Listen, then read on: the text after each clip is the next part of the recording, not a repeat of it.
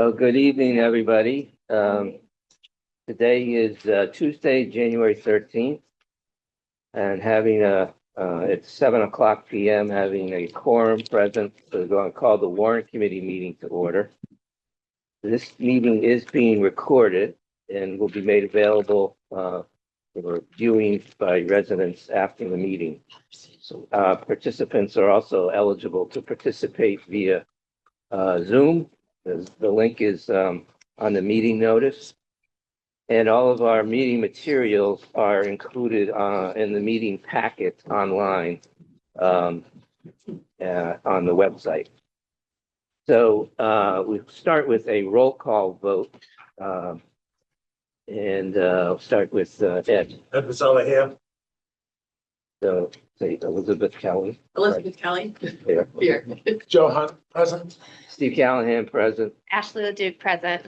Emily McCabe, present. Rick Nelson, present. Peter Michelson, present. All right, so as everybody knows, we have a new member with us tonight, Elizabeth. And I thought it would be like we do with all new members. We go around the room, introduce ourselves, and you can give us a little background of yourself. I've met Elizabeth before, so I think some people know Elizabeth. But for the benefit of those who don't, maybe you could just tell us a little bit about yourself. Sure, thanks, Steve. Hi, Elizabeth Kelly. I'm very excited to be joining the Warrant Committee. Just one of my distinguishing features, I'm one of the graduates of the first Citizens Academy here in Medfield, which is very exciting. We've been in Medfield about 5 years. My background is healthcare, both in the public and private sectors, largely in both regulation, administration, and I right now work for Beth Israel Leahy in their integration management office. So excited to be joining the group. Thank you. Great. Ed, you want to just mention your background? Oh, okay. I thought just the newbies. One of the things is that a new person brings candy at the second meeting.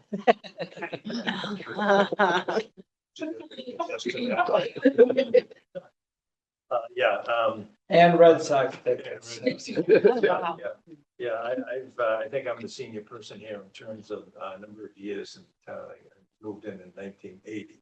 3 children that went through the school system here and learned at a great colleges and all gainful employment. Grandchildren.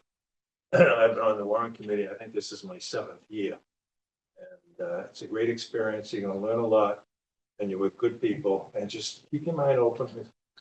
Everybody comes here with an open mind and gives everyone their thoughts. So, welcome aboard. Thank you. Joe Hunt. I've lived in Medfield now for about 5 years also. I'm a corporate and tax lawyer. I am now, I guess, the second junior person on the Warrant Committee. I've been a member for about 5 months, so I do not have that much tenure. But I've got 3 kids, a second grader and twin sons who are turning 5 next week. So it's the stage flat. So I feel like I should mention, since others have, I have a 10-year-old daughter who is at Dale Street right now. Okay. Well, we've met, so I'll skip myself and you can.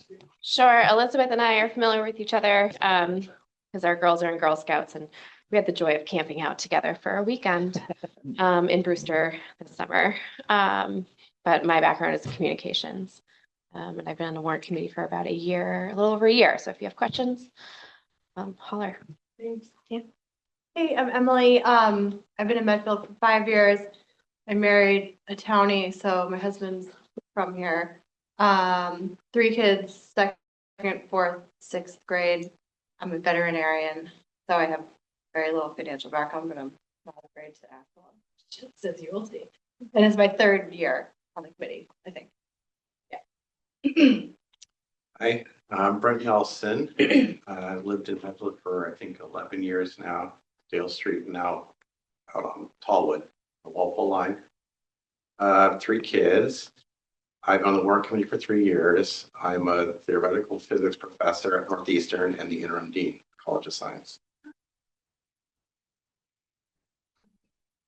Hi, I'm Peter Michelson, and far be it from me to disagree with a physics professor, but I thought I've been on to 4 years and then we joined together. Oh, you could be more. That's nice when you're having fun. For longer than me. So, Right. so, I could do math. so I'm gonna become a professor in theoretical physics. I've lived in Medfield since 1986, so don't have as much longevity as Ed. I have two daughters, both went to the Medfield schools, and we were very pleased with them. So I like the school system a lot. And I just walk dogs and talk about the Red Sox. All right. Well, as you can see, we're a friendly bunch. And, we have one rule that there's no dumb questions. So feel free to ask questions. We have lots of questions and different levels of, tenure, as people know more than others in some matters. So, but we're a very friendly group. And so, let's see, the agenda tonight is, we have a couple administrative things, and then we will start off with a discussion with the Tri-County Regional Vocational School representatives. We have Karen McGuire and Dan Haynes. And after we get through the administrative things, we'll start with them. And then Christine will present the town's FY27 budget within our guidance that we asked for and discuss the proposed cuts. And then, It's just me, so I can Oh. control things. okay. I should mention Jill, she did text me. She's walking in now. So then we'll go through a couple memos I distributed on the role of the Warrant Committee and financial policy on free cash. And then we will talk about the operating budget override article. And we'll talk also about, we'll go through the list of warrant articles, and Christine will give us some background on each of those ones that are not routine, I guess. And we'll get updates from our committee liaison. So in terms of the first item, it's the minutes, and Brent did a great job, I thought, with the 3-hour meeting we had on the 9th. And so, are there any comments or questions on those minutes? Or? I thought he did an awesome job. Yeah, I thought they were very well done. So, if not, I'd entertain a motion to approve them. Move to approve the minutes for December 9, 2025, as presented to the Warrant Committee. Is there a second? Second. Okay. All in favor, say aye. Aye. Okay. Okay. And I should mention, actually, Jill, this is Elizabeth Kelly. She's a new representative. Yeah, you too. We all kind of introduced ourselves. I don't know if you want to tell a little bit about yourself. Oh, sure. So let's see. Joel Raptor, I've been in Medfield for like 16 years, 2 kids, ages 8 and 6. And work in banking. Another work committee, no name, so here we are. But thanks for joining us. Nice to meet you. Yeah, you too. Okay. In terms of our calendar, none of the dates have changed on the calendar, but I think next meeting is the end of a couple weeks, the end of January. We probably will want to start meeting with some departments. Absolutely. On the town side. So I think we will try. Are you able to work out in the past? I think you guys put together a little schedule for us. And I think we try to do it in 2 meetings. And then that third meeting in February, the other meeting in February, we dedicate to the schools. So I don't have the dates in front of me, but we'll figure it out. Yeah. And then what I can do is get that out to everybody here. But you should start meeting with, particularly now since we're getting the budget from Christine, you should start meeting with departments and talking about their budgets, getting a good background understanding, and then and in particular, remember, we want to look at both 27 and 28. So, you know, make sure that that we do that, and we zero in on the cuts that are being proposed, I guess, if they're in your department or not. So we'll get that out. Steve, do you have those assignments handy? Um, Hard time finding them. okay. Okay. Yeah, can you send those to Yeah, her? okay. Great, thanks. Will you, Christine, be getting us laying out what the budget looks like with a 1.3% increase for whatever, for the various departments? Yes, I don't have that for you this evening because not all of the departments have been notified what their final budget is that I'm submitting. So we're just asking for a few days grace to let them know. So maybe next week. You'll email that out. Yes, and I would give them a little grace on 28. We've had them incredibly focused on 27. Yeah. So they may be a little slower on the 20. Maybe just inquiring about, you know, major things that Exactly. could impact 28. That would be, I think, a good discussion point. Okay. So I think we are ready for our discussion with Tri-County. I don't know if you can, can you promote them to the, okay. So we have Karen McGuire and Dan Haynes joining us from Tri-County. We inquired earlier in the budget process about the budgets for Tri-County. And we were surprised to see there was an assumed increase. And so we wanted to understand that a little bit better. And so we have there's two pieces of their assessments that they provide. They just built a brand new high school. So there's a capital assessment now that is going to come out of our municipal building stabilization fund. And then there is the regular piece that goes through the operating budget. And I think we assumed that there was an increase in enrollments for the, you know, for this coming budget year for 27. And I think that I didn't bring it with me, but there was I don't know if anyone else saw, there was an article in the Wall Street Journal about Massachusetts vocational technical schools. And how they're like the hottest thing around. Everybody wants to get in these schools, and they're really, so it makes sense that people from our enrollment's gone up after reading this article. They're not the type of, you know, curriculum that you know, I'm showing my age, but when I grew up, the vocational schools, you know, were more of the trades. They've expanded now. They have veterinarian programs, computer programs. They're really, you know, have all sorts of attractive offerings now. So there's been an interest in, okay, not just this particular one, but across the state, I guess.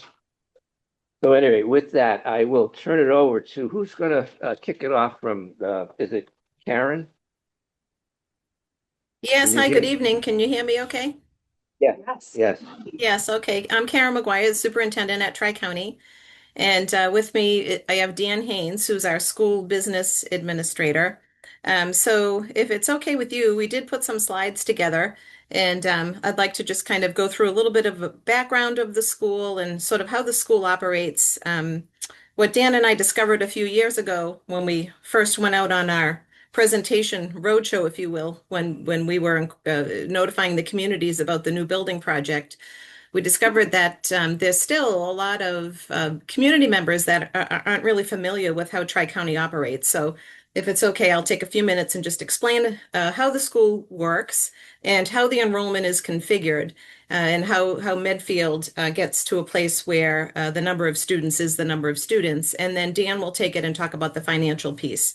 Is that okay with you, Mr. Chairman? Yes, that's fine, Karen. Thank you. Okay, and can I share my screen, Brittany? You might be able to give you, hold on a second, we're checking that. Oh. Hold on. I'm putting it on here. Hold on. There we go. We have too much technology for our own good. Too many. There's an echo. Is that, oh, that's me. Hold on. Okay. All right. Okay. Okay, no.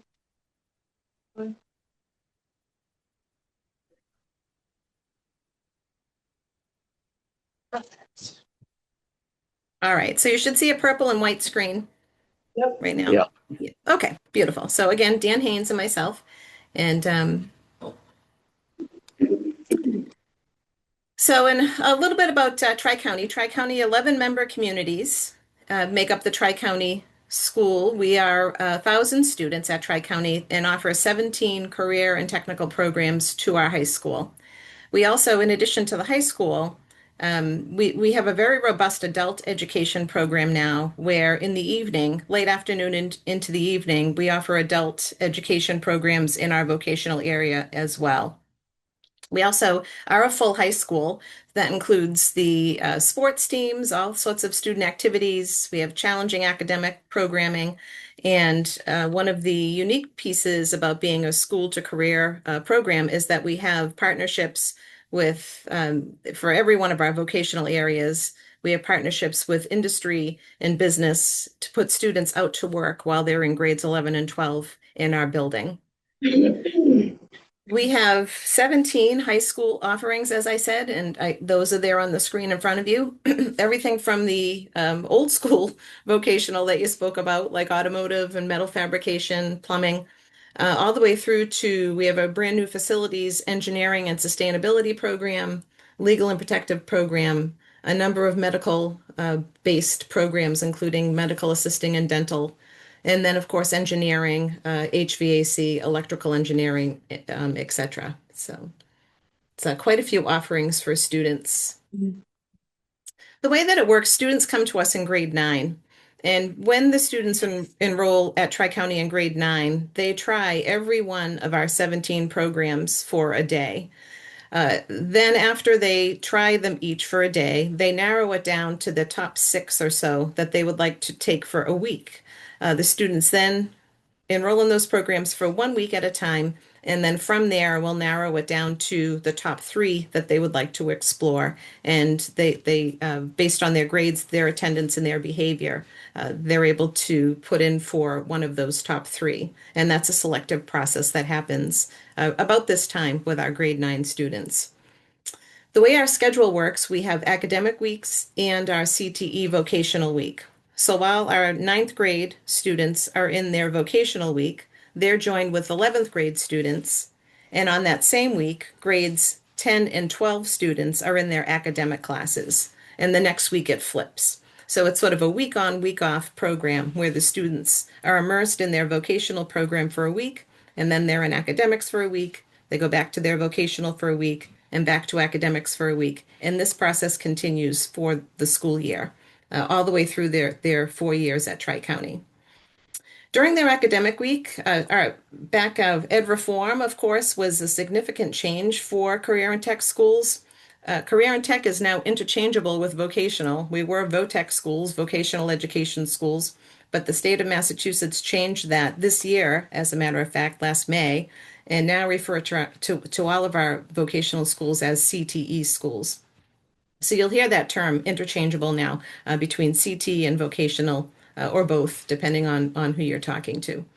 But while the students are in their academic week, again, as part of ed reform, the academic rigor in our vocational schools really changed to make sure that the students who are graduating from our schools have the same credentials to get into college and to further their careers as students in comprehensive schools. So all of our academic curriculum aligned at that point with MassCore, and as that framework has evolved, so have the academic offerings at our CTE schools. We now offer AP courses for 11th and 12th grade students. During our vocational week, we have AP courses in some of our vocational programs because industry has changed as well. It's not just the academic piece that's changed, but as you know, there are a lot of things that have changed in the world of industry and the world of business as well. The other piece is, again, because we had to make sure that we had the same level of academics for students, we offer many dual enrollment classes now, or articulation agreement classes in our vocational area for students. The vocational experience at Tri-County, like the other vocational schools, is a fully immersed program where students are in real world experiences in our schools. We have for instance, in our culinary department, they don't just come in to learn in like a home ec type of environment. We actually have a working restaurant and a working bakery. We have a school food truck, and all of these things the students operate as a business in the school.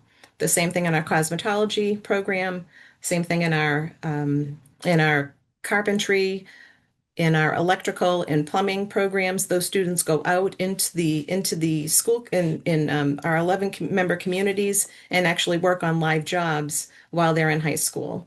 And then once the student is halfway through their 11th grade year, they qualify for co-op, which is paid work, where they go out and work during their vocational week while they're in 11th grade or 12th grade if they choose to, and if they have the academic and the behavior and attendance requirements to do so. We have a big ceremony where at Medfield, I know you have a signing ceremony at the end of the year for students going on to play sports. At Tri-County, we have a signing ceremony for students who are going on right into work. And those co-op employers that are employing our high school grade 12 students, if the student continues on as their full-time work once they graduate, they participate in that signing ceremony that we have. So a brief history, Tri-County, if you're not aware, we're on the hill in Franklin, right across from the Franklin crossing there. We were built in 1974 and opened in 1977, 1,000 students. The new building, which was approved in a district-wide election back in 2023, it will remain at 1,000 students. The way that enrollment is decided is by looking at the 11 member communities all the way through to pre-kindergarten and determining what the school population will be. So it was determined back when the school first was approved for this in 2020 that there wouldn't be an increase in enrollment. We would continue with our 1,000 students at Tri-County. The member communities, Franklin, Medway, Medfield, Millis, Norfolk, North Attleboro, Plainville, Seekonk, Sherburne, Walpole, and Rentham, are all part of what's called a regional school district agreement that was established back in 1973 before the school was even built. And still to this day, Tri-County operates under that district agreement. The district is a lottery based now. That's new from in 2026. So beginning with this year's incoming grade 9 class, students will be admitted to Tri-County through a lottery by our individual towns.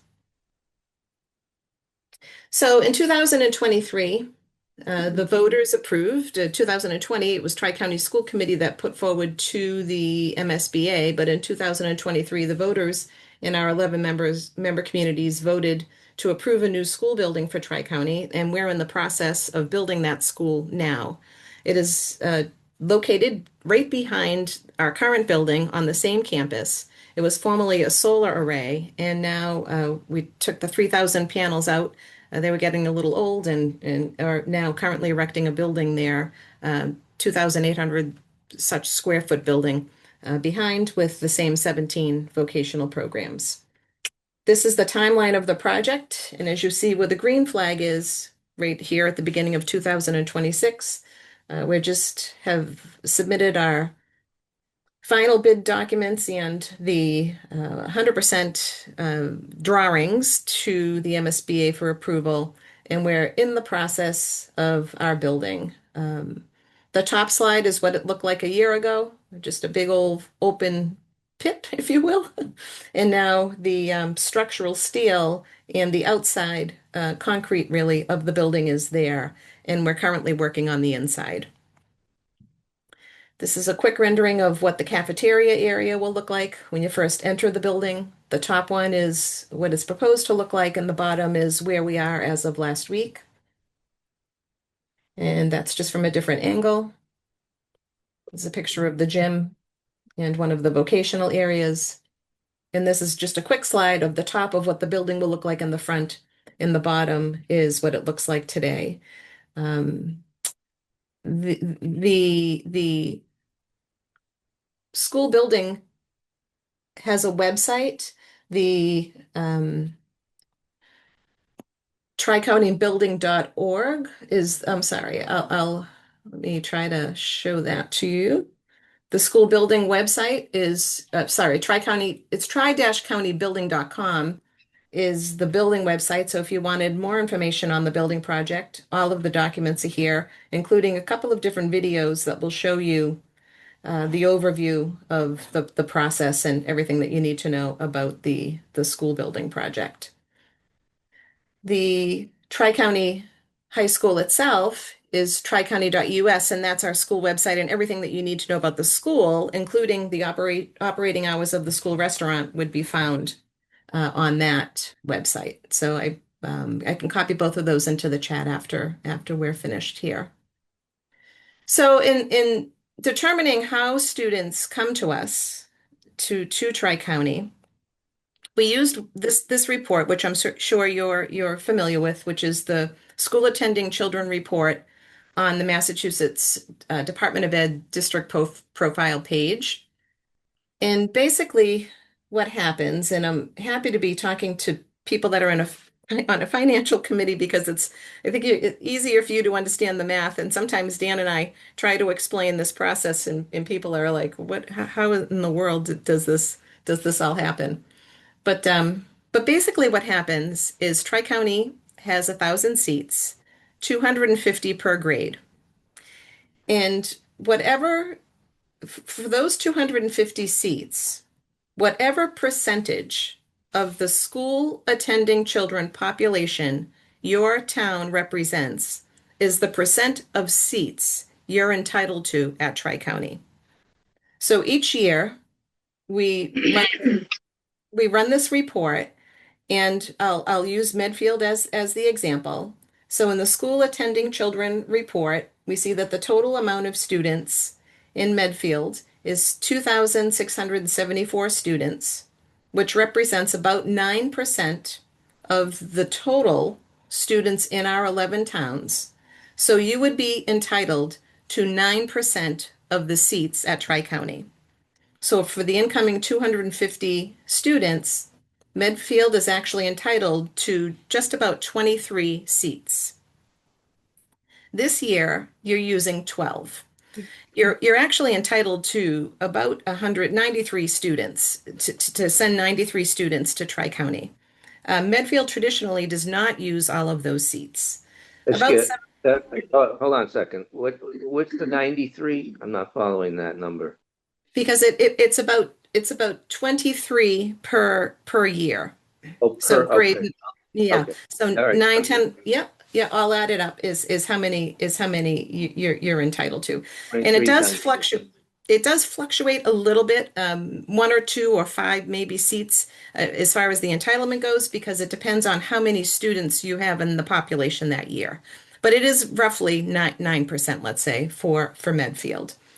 So We have 12. I'm sorry, that 12, is that for all grades?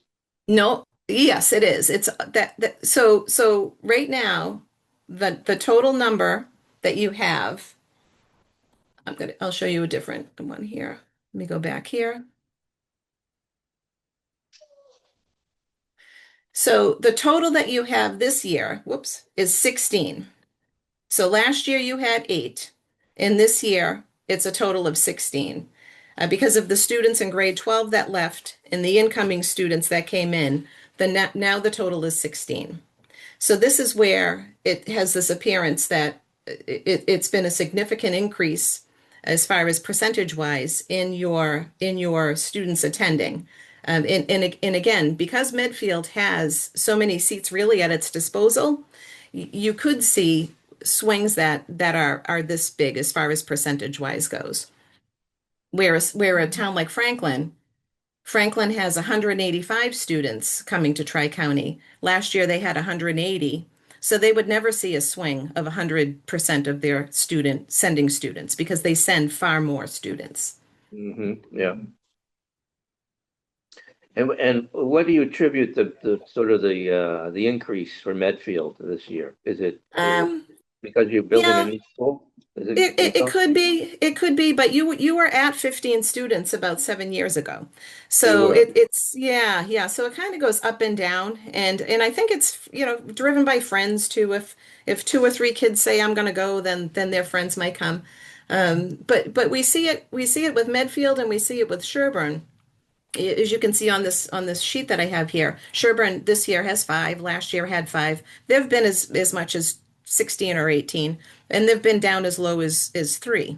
So Okay. it's yeah, both Sherburne and Medfield. You're sort of our wild cards with our enrollment, because the rest of the towns have enough students that apply that fulfill the seats that they have.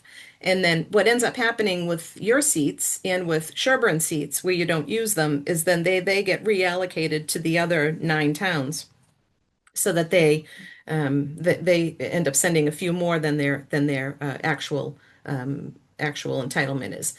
A few years ago, Tri-County used to be able to take the seats that you didn't use and offer them to out-of-district students, but the state changed that a couple of years ago, and we're no longer able to do that. We have to keep them all in district, provided there's enough of a, Interesting. yeah. So the percentage is over on the right. That I assume that's the percentage of our students to the total. So is that used for purposes of assessments? The 1.61%? Yeah. Yeah, and it shows from one year to the next, the growth. Yeah, Dan likes numbers to, yeah, he's We do too. yeah, yeah. Yeah.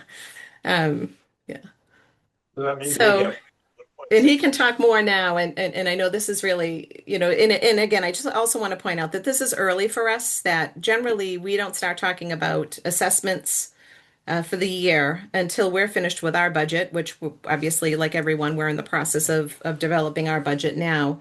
But we did want to reach out to Christine and to one of our other towns that had an increase that they probably weren't expecting.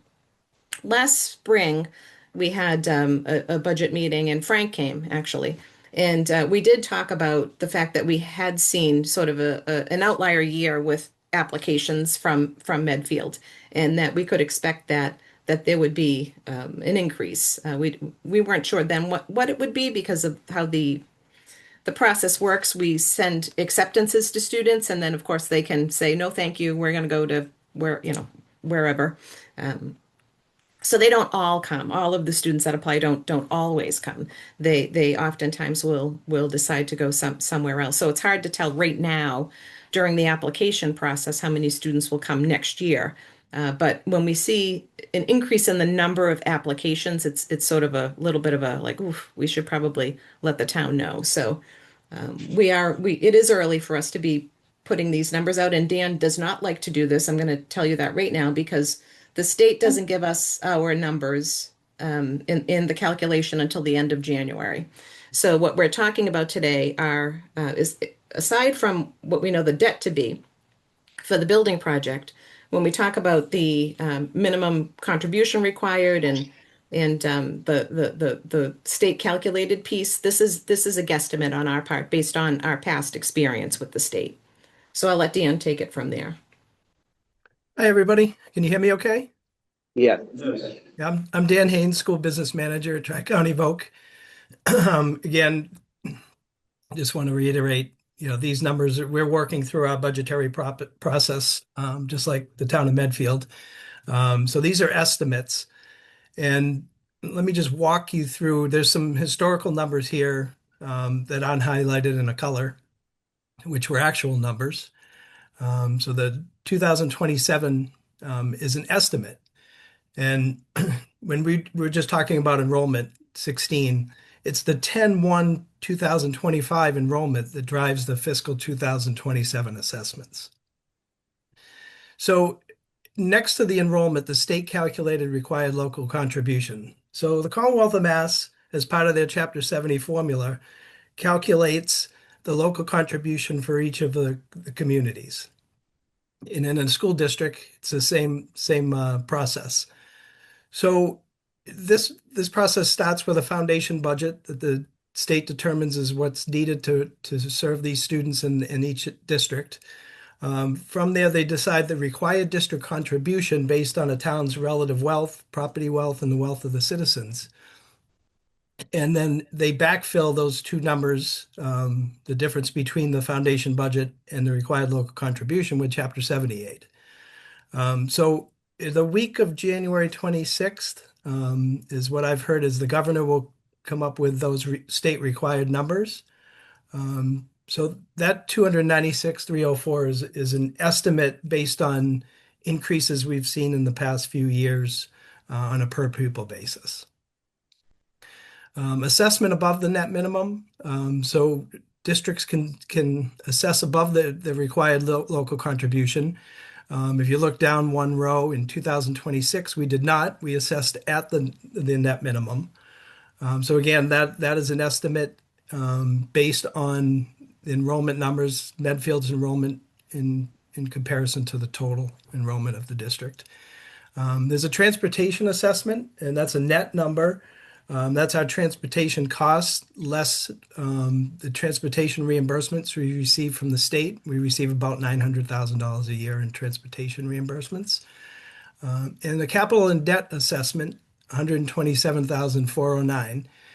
You can see that is substantially higher than what has been, the number in prior years. In January of 2025, just last year, the district sold $140 million in school bonds at an interest rate of 3.99%. So the first debt payment was due this particular year. Actually, it was fiscal 26. This is the second year. The first year that we had any debt was in 2025. That 6,147, which was attributed to Medfield, was short-term borrowing. So now we're in year 2 of our regular bond repayment. So a total assessment estimated $439,051. That's a $230,000 change from the prior year. Hey, Dan, can I Yeah. ask a question on that capital? Yeah. So the 127, that seems to me like is that what we could expect, given the capital, you're in the second year? Yeah, the debt Is- assessment, which, yes. in other words, that's kind of going to stay level from this point forward, will it increase? It will increase, and it is based on your student enrollment. So the changes in your enrollment will Right. affect that number. But assume the enrollment stays the same. In other words, you've done all your borrowing now, right? No, we probably have 2 more borrowings. Okay. We're estimated to be borrowing about $28 million in the spring, late winter of 27. And then there'll be a final borrowing once we determine what our actual costs were to build the project, what the MSBA is going to contribute based on eligible costs. And at that point, we would borrow the final amount for the project. It could be as low as 15 million at that point. Would you say that you borrowed 90% of the estimated project cost, or what's the rough guesstimate there? Yeah, that's probably pretty close. Okay. We borrowed 140. We estimating we will borrow 186. So absent a change in enrollment, we wouldn't expect that number to double, I guess. Correct. Okay. Correct. Okay. All right. Absent a change in your enrollment. Correct. Okay. All right. Sorry, I just wanted to understand that. Go No, ahead. That's fine. Karen, do you want to just flip to the next slide? I will say your per pupil student assessment is very high. I assume that's just because we have a small number, but compared to what it costs us to educate kids here in Medfield, it's a lot less than that. Isn't ours like 18 though? I think that's what theirs was before they bought the 27. school. 27. I know, but if you look down the column, like it was like 17 to 19 before they borrowed for the school. Before that includes the debt is included in that Yeah, per okay. pupil assessment. Okay. But to your point, it is higher. Traditionally, the vocational schools do run higher than a comprehensive school because of the nature of the things that the school, with all of the, sheet metal and wood and, Yeah, they are, to your point, it is a more expensive operation. And then with the debt included on it, naturally, it's, for 30 years, it's higher. Yeah. yeah, Is this yeah. Dan, what you wanted? Yes, thank you. Um, so as a regional school district, we have to submit a balance sheet to the state, similar to the town's operations. The town gets their free cash certified. For a school district, it's called excess and deficiency, or E&D. Ours was actually just certified this morning. But Yes, I got a copy of the letter. Uh, yeah. excellent. So I'm glad to see you using the right number, million it three was fifteen. That's right. it was just over $3 million in total. But a school district, different from a town's free cash, we can only retain 5% of the subsequent year's operating and capital budget in an E&D account, or an excess and deficiency account. If it exceeds that amount, that threshold, we have to determine how we're going to give that back to the communities. So what we will be doing is, and we did this last year also with about That's required by 936. statute. What's, I was just explaining that to the committee that you're required to do that by statute, right? yes, Yeah. yes. So they have to share that with all the communities. Last year, we provided a $936,000 rebate, or a credit towards the debt assessment of each community. And this year, the number is 1,315,475. So that will be credit against the debt assessment of each of the communities. And you can see those calculations. So there'll be a net debt assessment. The 127,409 for Medfield is the amount that you saw in the previous calculation. Okay. Any questions on that? Okay. Is it 127, the 2026? 2027. Okay. Yeah, 2027. Yeah. Yeah, that would be credited in the 2027. The school committee needs to vote that at their next meeting, and then we'll provide that in our calculation of the overall assessments for fiscal 27. Okay. If that's the net assessment, do we expect more to be added? Or No, This that is, is the amount that the state has determined that we're in excess of what we I are think, Oh, this is all excess. yeah, that's, in other words, the 1,000,003 is the excess amount, and they've just allocated it based upon I the see. percentage, yeah. Mhm. So our piece is 9,775. Right, so we're on the hook for it all. Yes, We're on it. yep, yep. Okay, you can go on. And this excess is really derived from borrowing the borrowing that we had for cash flow to start building the project. So, we have a certain amount of liquid available funds that are invested, in the bank, but earning, more than what you would normally see in a bank through negotiations. So that's really where this excess is coming from. It's not typical that a school district has excess E&D. Yeah. Okay. Certainly not ours. Yeah. Yeah. Yeah, so a couple of other things, the MSBA has been reimbursing us. We were warned early that they had been very slow in reimbursing for the expenses, but that hasn't been the case for us. So, and the project is on schedule. We'll open the new building in September of 2027.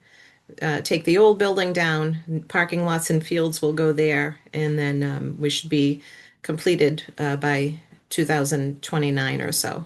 But Can you go back to the slide that had all the regular assessments on it? Yeah, this one I think is the one. Yes. Can you make that bigger? So the state calculated required local contribution. You have nothing to do with that. You're just following a formula that the state provides you. They actually provide it for each of our communities. And that is the starting point for the calculation of our assessment. It's starting with the foundation budget. Yeah. So it's really, yeah, What? Okay. it's chapter 70. Yeah, okay. So what happens if, I mean, I'm not familiar with how vocational schools operate, but if there's a, in the town, we go through a budget process and we're contemplating an override here in Medfield. What happens if you need more money? You have to go out to all the communities and ask for it? Yes. Yeah. We don't, unlike a town which has the ability to tax its residents, we do not have that ability. So we can only assess our member communities for any deficiencies that we may have in the budget. But we have never had that situation. Yeah, but they gotta get the votes from the towns, right? Well, It Like, goes well, out for each. question, if the towns voted against that assessment, They would have to You'd make have the to cuts. They'd have to cut, yeah. If it didn't pass, what would the Yeah, implication? if it didn't pass, then there's certain parameters that the state would institute all the way down to a 1/12 budget that we would have to adhere to. But we do not generally assess that much above our minimum requirement. In the When was state the last time you did something like that? had an issue where we're significantly above the minimum. Yeah, I do not recall a time that we've had a significant. Not since we've been there, no. that just means the state formula is a good formula for it. Yeah. Well, they're gonna change it, so. Oh, they are, okay. Yeah, the whole chapter 70, they're looking at all of it, so, yeah. Okay. Yeah. All right. Any other questions for these folks? It's been helpful. Thank you very much. super helpful. Yeah, just who votes for Medfield on something like that? Well, like, they had a vote on the building, right? So there was an election. In 2023, right, yes. Yeah, we had an election in 23. And I know I voted. Anybody can vote. Oh, yeah, We have but a school committee. We have a school, we have a representative. Oh, we have a on the- Oh, representative. Goresh. Yeah, Goresh Shakur. Yeah, Goresh is your representative. Before All right. Goresh, it was yeah, that's me. Jack Rose before him. Yeah. Mhm. Okay. Well, thank you very Well, much. we appreciate it. Listen, it was nice to meet you all, and it was nice to be able to share the information. And let us know if you have any questions or if you'd like to come and see the school. We're more than happy to have you come. Christine comes all the time, so yeah, we'll more than happy to have you come and see what we do over there, where your money's going. Okay. Can those schedules be emailed to us? Yeah, actually, Sure. can you send us the an email to Brittany of Yes. the materials? Okay, Thank you. great. Thank you. Certainly will. Okay. Okay, thank you. Thank you. Thanks, See you Brittany. later. Thank you. Thank you. Yeah. Karen. All right. So they will leave the meeting and I think there's a little bit of good news in that the numbers were less than what we have in our Okay, 294 versus 300. yeah.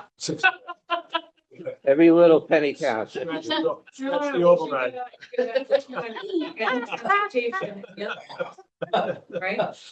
Oh, Did anybody write them down? Did you write them That's down? right, it's the minimum, the 294, and then plus the transportation else, so it's actually over the. It's over to 300. Okay. Is that was it a 4 number that I was trying? Well, that was That also the has capital. the debt in it. Yeah, That's- yeah, the capital is separate. Bigger fonts on this side.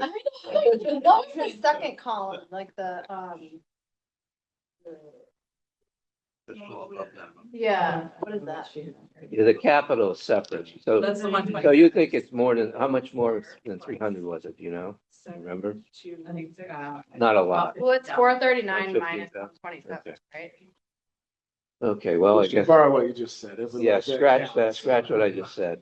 Okay. 312, Did they vote on if you're the, including transportation. did they vote on the assessment? I think How it's, was it awarded? they wait until, Probably wait till they wait until the file. state, yeah, till the state gives them their number the end of January, probably. Okay, Um, and then our person from school. Like I said, we're early, I guess, asking them these questions, but. Okay, next item on our agenda is Christine. going to take us through the budget presentation. Everybody have a copy of this? You'll present it, right? Yeah. Yes, we're gonna go over it right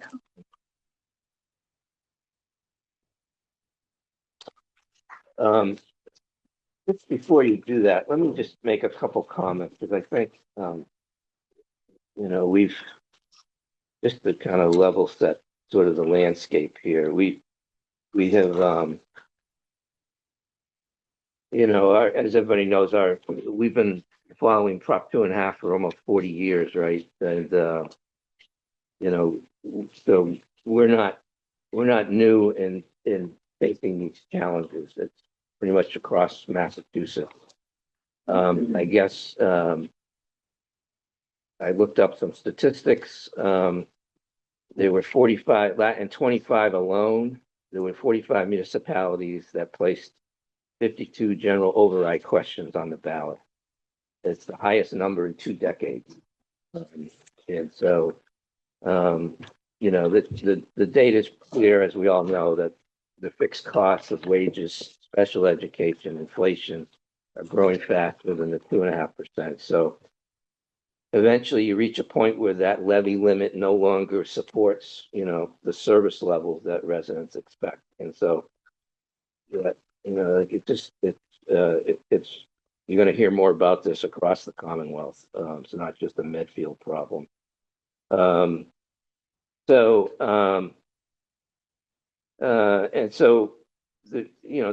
I think about this, the discussion really should be, I know Christine's going to take us through the budget, and she'll talk about cuts, but as you listen to it, think about what values, as a town we want, and whether these are sustainable. I know we'll talk about an override after this, that's on our agenda. But I think, staying within the cap is going to require a recalibration of what we can deliver under 2.5. That, either way, either whether we have an override or we stay within the cap, they're both legitimate decisions, but it's not going to be easy, right? These are going to be tough discussions, but I just wanted to set the path before you go through that, because I think as we get through your presentation and talk about the override, those are the things that I think are important to keep in mind. So. All right, go ahead. So some of this is actually repetitive for you in this presentation, and I will explain to you why. Because obviously you issued the fiscal year 27 warrant committee guidance. You know what that is. The GFOA budget that we apply for every year has changed the criteria for this year. And one of the main criteria will be how we communicate changes to the budget and how we walk residents and officials through the budget. So you're going to see a lot of presentations from us as we try to also meet the requirements of the GFOA. So I apologize for this. That's the Government Finance Officers Association budget that we've won the award for the last 5 years. That's the big bound book that I'm now cutting. So we'll talk about that. That book, yes. We'll get there. You're stealing my thunder. I mean, every year, just everywhere they submit this book, and they get feedback, and the bar gets raised, and they ask them to do more. In order to keep getting this award, you have to show continuous improvement. So. And this year they're wholesale changing the requirements and the criteria, and the main criteria will be how you communicate your budget to the residents and to town officials. So you're fully aware of what our guidance was that you issued to us. I just wanted to talk about the definition of a level service budget. We found, even working with some of our department heads up until yesterday, not everybody understood the level service budget. And there's always some concerns between level service budget versus level funded budget. So just to be clear, level service budget, definition from GFOA, cost to maintain the exact same level, quality. Excuse me, I just want to stop you. Okay. If you're trying to follow the presentation that I Not sent in out, here. Yeah, changed it's a new one. It's changed. Oh, a okay. You little. could have had it at your seat. Get a new I'm one. looking for it. It wouldn't have been in the stuff that I sent out. Big packet, there was stuff. We only could have got it today to the meeting. Yeah, Okay. I don't know. It's fine. I'm good. All right, sorry, go ahead. I'll get you a copy. I know. Is it Oh, underneath maybe your? they had a. There you go. There you go. Just too much paper. Sorry. Thank you. Steve. It's always my fault. So just to go back, level service is defined as the cost to maintain the exact same level, quality, and quantity of service or activities as the previous year, factoring in predictable cost increases like inflation, salaries, and benefit changes, but not new programs or expansions. So that's what we have tried to provide to you in our level service budget. For us, the level service budget for fiscal year 27, we need an additional 445,175. And that's a 3% increase over last year. Now, we were able to have some savings in the fiscal year 26 budget that are reflected in this level service. We had 5 key positions in town that were hired at a lower salary than anticipated. So we did have some savings in 26, which is reflected in our level service. Warrant committee guidance, our budget is not to increase more than the 186,686. So that left us with $258,489 to cut from the budget. So one of the things I want to talk about are some of our budget drivers, which you know, obviously, but we've only been talking about what is driving our fixed cost budget. So when we're talking about the town's operating budget, our drivers are increase in our software costs and contracts. We have an increase in our natural gas costs. We were locked in for 3 years with a really low rate that we just renegotiated for 13 months. And that is a 75% increase or 67% increase over what we had under the prior year contract. We have 2 contracts, second years, both the fire department and the police department. I've included the 2% COLA for the fire department, and it's a 1.25 for the police department. We have also included a 1.5% COLA for non-union employees and a 1.5% managerial merit for our departments. So some of the things that we weren't able to fund in the level service budget are items that we talked about for this year. And we had talked about forming the DPW grounds division, which we were able to set up last year. And I know some of you are tired of hearing me talk about the grounds division. It's been like 6 years. Last year, we finally got the 1 employee dedicated to the grounds division, and the plan was to expand that to 2 employees this year. Obviously, in order to produce a level service budget, we were not able to include that. So that is not included in this budget. Part of the plans for this year were the select board to take over the care, custody, and control of Baxter Park. I have not included that in here and the cost to maintain that, because without the second employee for the grounds division, it seems near impossible to ask them to take on 1 more task and 1 more property. So that's on hold. In the fire department, with retirement of Chief Carrico, we had anticipated having a day captain or a deputy position for our new chief. That has not been included. I had proposed with the select board doing a small stipend for our summer interns. We have not included that in this budget. And we have not been able to include the OpenGov permitting and licensing software costs for both the Board of Health Department and the town administrator. And we did not include a receptionist for the Council on Aging. That was one of their requests outside of our level service. So these are the items that we are proposing to cut for fiscal year 27. We're going to eliminate the HR generalist position and the operating budget for human resources that we had approved last year. We are not filling the part-time administrative position in the land use department. We're going to close the Council on Aging for the Saturday program. We're proposing closing the library on Sundays. We're reducing the vehicle maintenance budget in the DPW. We are cutting highway materials in the DPW.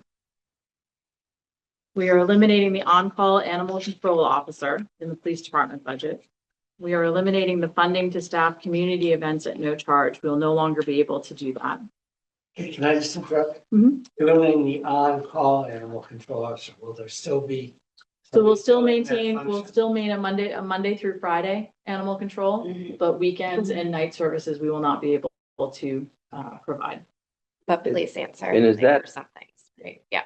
Is that police department, no charge, what type of events would be impacted by that? For example, if a community event that requires a detail would be the holiday stroll, for example. What about like Medfield Day. Day? Yeah. the holiday parade, those kind of events. And we've been able to do that at zero cost to our community groups, and we're not going to be able to do that any longer. Assessors Department, we're reducing a full-time administrative position to part-time. I am proposing that we eliminate the dog waste pickups at the Medfield State Hospital. I'm sure we'll have some more discussions about that. We are eliminating printing the GFOA budget book. It's about $1,000 to print that book. We'll provide it for you online. I know I, for one, hate that, but if we're doing this for all of our departments, we felt the select board should take the hit as well. We're eliminating our offsite storage at Montrose. For those of you familiar with the town hall, we don't have any storage here at the town hall. It's very limited. So we actually rent space at Montrose to store our paper records. We're going to eliminate that, and we're actually moving it temporarily to the FAP Center, and then it'll be moved to the Council on Aging garage once that's completed. We are able to Condemned F Center. Hopefully More the roof won't fall in. You can still and pay- damage the records. Yeah. If you saw the storage, that's not far from the truth. Hey, I'm looking to, that floor was kind of warped. We might be able to do it.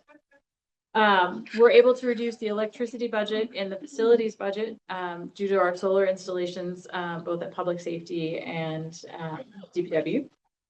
That's not a cut though. We're able to reduce that. Okay. And then, it is a cut because the facilities department would like to use that for maintenance of other things. So I'm cutting that money from the budget without allowing them to use that for maintenance of other things. Yes. Oh, okay. We're hoping that the So the- savings from So that the would cost be able goes up to, because of yeah. that. And then we have a small reduction in the overtime budget for Parks and Recreation. All of those cuts will bring us down to the 1.3%, and we can meet the warrant committee guidance. So it looks like you're keeping the crossing guards, huh?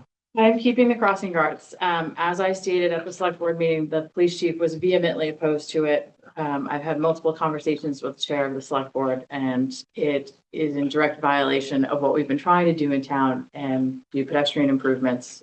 So they would very much like us to put it back. Very last question. Biggest feedback. Yeah. Next to the dog waste. Yeah. We just finished a pedestrian improvement project in the downtown. We just put in 2 new crosswalks, 2 crossing walk beacons. It's not appropriate to cut crossing. Yeah, okay. We're doing goal setting budgets, and that is one of the goals of the select board. So Yeah. it's not something I feel we can cut. Okay. Okay. Any questions on this presentation? There's a lot of cuts there. 200. Have you quantified them yet, or? So that is what we have not been able to, it totals the 258,489. We just have not shared those final numbers with all of our department heads. So it wasn't fair for me to share that with you tonight until I have the opportunity to share it with them. But it does total and bring us down to the one. Next week we'll have the breakout of it. Okay. Yeah. Okay. And then I guess not to steal your thunder here, but there would be rank ordering what the restoration would be. Mm-hmm. Yeah, so you'll have some priority assigned to these, right? Yes. Okay. And we'll be looking to have a meeting with the select board on that. We have our own internal, what we think should be restored, particularly to meet the goals that they're in the process of setting, but we would look to the select board to make those policy decisions. Okay. All right, but maybe at our next meeting, we'll be able to at least have the dollar amounts assigned to the. You'll have the full. Maybe a prioritization, I guess, or. I don't know if the select board will have prioritized at that point, Okay. But you'll have the full listing of what each department budget will be going forward. Okay, all right. I met with Christina this morning and they're on it. You're on it. Actually got Christina's to always on it. see a preview. Yeah, and dog waste costs like $20,000. So carry in, carry out. That is the message. Oh, no, it's a waste of time.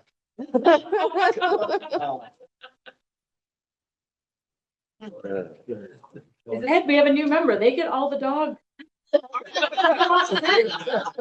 Bring the candy. Yes. I'll take that over the dog waste. thing. Don't put food in. Oh. Oh, boy. Okay, any more jokes or discussion on this? Just a question, is Yeah. this is all in on the budget reductions to meet the 1.3, there's no impact to school cuts? No. This is just the town side. Just something. Yeah, It's the town. Thank you, okay. There's a curtain and there's a wizard behind. I know, I just had a moment of like. No, Jeff will be presenting his budget to the school committee. Okay. Yeah, I think. in We have a couple- date on that. The presentation to the school committee is by charter, so I believe that's January. They have to have a hearing on the 28th or something, the end of the It's month. on our schedule. Yeah. And, but I think they're gonna talk about it before that hearing. They might not have everything, ready to vote on, but they're gonna start the discussion. Will you just remind us to attend that? Send you the date. You want me to send you the date? Well, like you asked us to attend the select board meeting last week, so I did. It's helpful. So if you could do that for the school Okay, meeting, that would help me. okay. Then I can try to make it happen. So one of the things I want to say in doing this, it's very easy for me to sit up here and just give you this whole list as if it was off the top of my head. This has been months of looking at it, talking to department heads, deciding what the impact is. And some of these don't have direct impact to our residents. Not printing the GFOA budget impacts myself, the select board, and all of you.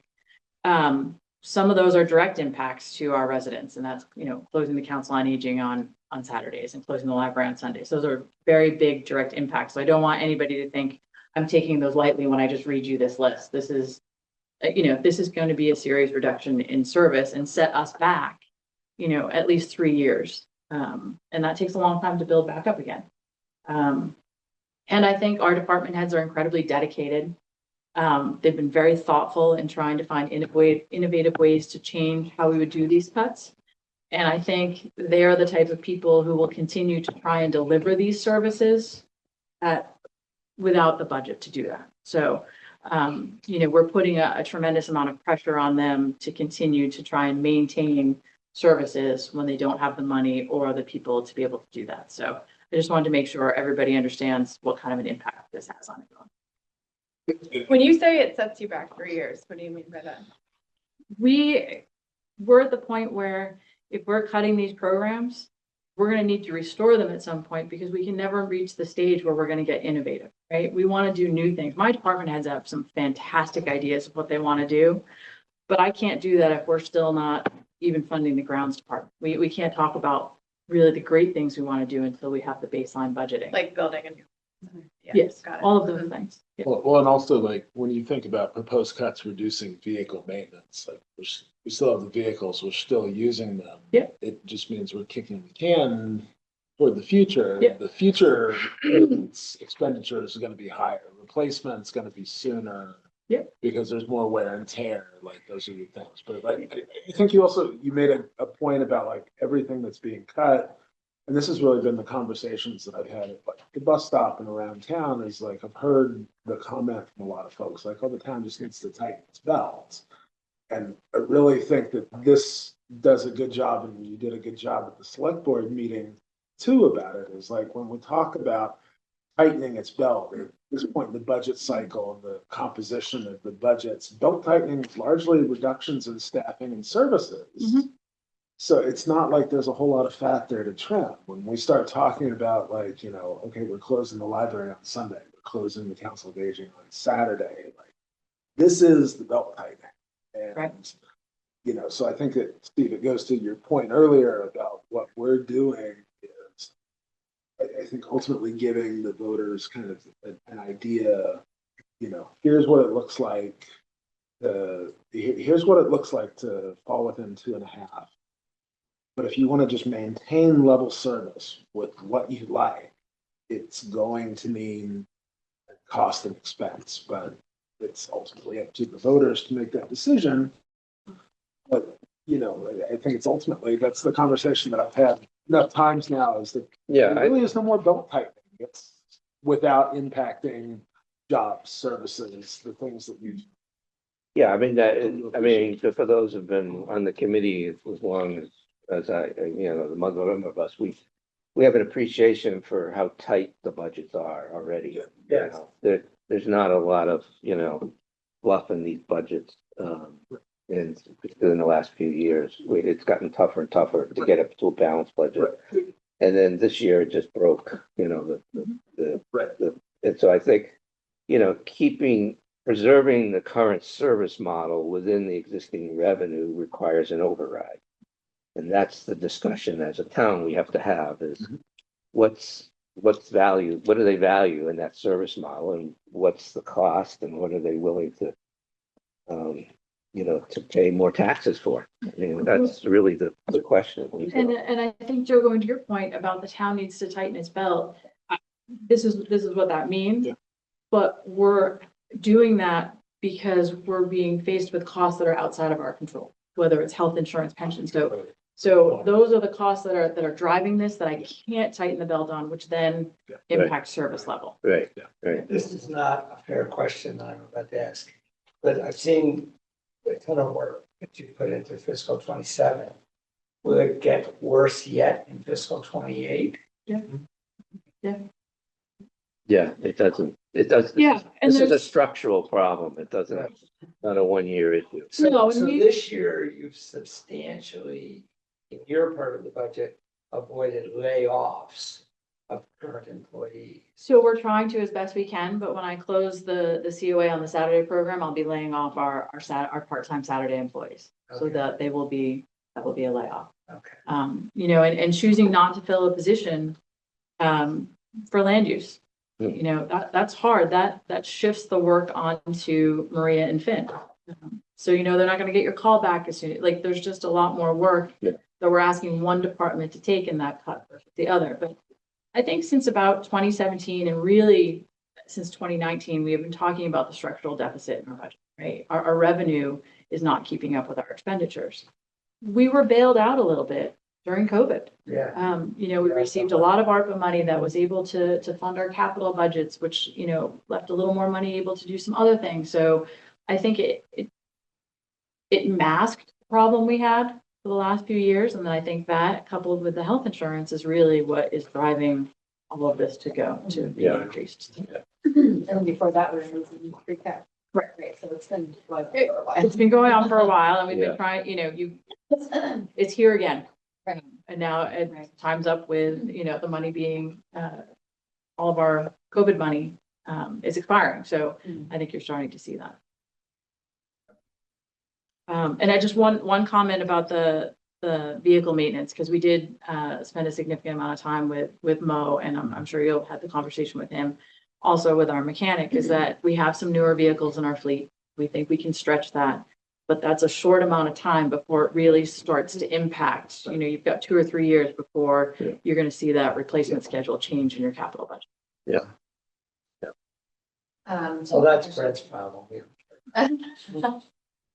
Those are gonna be the long-term pain of all of us. Has there, and forgive me, because I didn't see the select board meeting, but I'm sure it will come up at town meeting or prior, but what's the game plan or source of information for residents on how to diversify our revenue and what we're doing in that space? So the hard part with diversifying the revenue is where to draw on business, right? Where to do commercial. We have very limited opportunity for that. One of the largest opportunities we have is the landfill. We're probably the closest we've ever been to getting DEP to really sit down at the table with us and tell us what it's going to take to finally get that on the market and start talking about solar for that. So we're really holding out that piece of property as our biggest revenue driver right now. It's really hard to diversify when everybody loves our small town, rural character. How do you balance that with also bringing in more commercial? Yeah, of course. Right. It's just what you hear at the bus stops and whatnot. Well, we don't have the commercial that well. I mean, Forever, why yeah. not? Right? It's just, And that's sure it's gonna come up. we've made a choice over the years for open space. We've made a choice to limit where our industrial and our commercial is located. Zoning. The mixed use zoning and planning article seems like a I benefit pointed to for the this at the future, bus right? stop this morning and said, here's where it is. Right, Your property taxes exactly. Yeah. is. Yes. the You are- overwhelming. Yeah, it's 95, 95% of our Good. revenue. So I think, that commercial is very limited. The only revenue opportunity I see is really in the short term is the state hospital. Once that comes online, that will help a little bit in 28 and 20. That will alleviate some Yeah. of that initial Yeah. pressure, but I think Ashley just had a good point, is that the mixed use overlay district that the planning board is working on, will also spur some, we hope spur some commercial development. as well. Is there a demand for the commercial development? And we've made these other decisions, or we're not sure because of the zoning and the situation. I think the town has been clear that we prioritize our small town rural feel. And we've bought a significant amount of open space over the last 50, 60 years to preserve that character. I mean, you saw the discussion about the basketball facility. That would have been commercial. Right. So that's what happens, Right. So it's trying to find the balance for that. Right. Of where do you put it? What can we maintain? Who wants to locate here? Or kind of a little off the beaten path? That's great. And then I guess the second question, probably not, but for something like council on aging and library, do they ever have an opportunity to have limited hours that are volunteer only? I know there's still the cost to put the lights on and play a key holder, but can they spread that volunteer bit out a bit? Maybe they're open for 2 hours on Sunday rather than totally closed. I think so. I'm not sure I'm hearing you correctly. So you'd be asking for those employees to volunteer their time to work? No, just Oh, community volunteers. Like I know, I don't think you could I would be concerned with staffing the library with volunteers. not fully volunteer, but having, a key holder on and then volunteers. We'd have to talk to the trustees, but I'd have some concerns about that. Safety volunteer? Okay. Yeah. I know that they have some volunteers sometimes at the council on aging. That's why they haven't had a receptionist in a while. So just curious. So they have senior tax work off. I was gonna say, but we have the senior tax work off. But that's always with staff in the building. They're technically staff. No, so No, the senior supervised tax by- work off are always supervised. We have senior Oh, tax right, work off. right. at Just town wondering if hall. you could spread it out more different hours, cover some space, and then if there's interest in the community, they want Sunday hours, But then you pay for it with the tax relief, so. but you could do it without tax relief. Yeah, I think it's a discussion curious that if trustees and Pam can have. Yeah. But though, I mean, those are the I get the innovative, safety. no, those are the innovative and creative ideas that we, kind of push back on the department heads to say, if we want to have this, how can we have it? What can we do Yeah. to keep this? Yeah, or even back to the residents, this is the offsetting we're doing, right? We want to preserve a certain kind of town with decisions that have been made. If we don't have any desire to change that, then we have offset here, we offset on the override side. Or things like, having additional services available to us if there's people that feel it's important and they use it. And, it's not 8 hours a day, but there could be a couple hours. Just little things here and there. No, I agree. Yeah. Let's talk to Pam. I don't think it's a long-term solution either, but just. Well, and I'm hoping a lot of these are short-term reductions, right? Right. We're going to slowly be able to bring our level of service back to where we are, to provide some of the services. Yeah. Any other questions? Well, thank you. I know you had to go first, but, That's okay. Thank you. Appreciate it. That Jeff actually answered in the chat that the budget presentation for them is January 29th at 6 o'clock. Okay, great. Thank you, Jeff. So you got that, Emily? Hearing. January 29th at 6 PM. Oh, yeah, I can go Thursday. Someone can go for me. I'll walk later.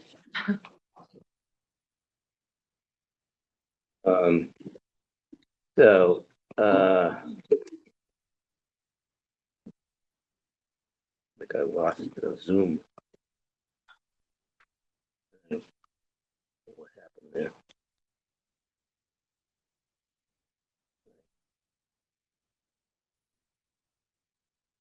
Am I hitting it right? It looks like you're on the question. Let me just Maybe look close up. out of the question. Okay.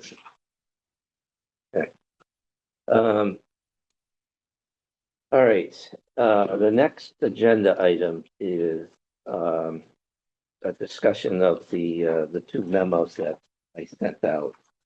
I don't know if people had a chance to read those. The first one, Sit out so much reading, I was thinking of calling, that's not expensive. the first one is a strategic view of the role of the warrant committee. You know, we've sort of reflected on our last several meetings, and we've had some spirited discussions because we all care about the town.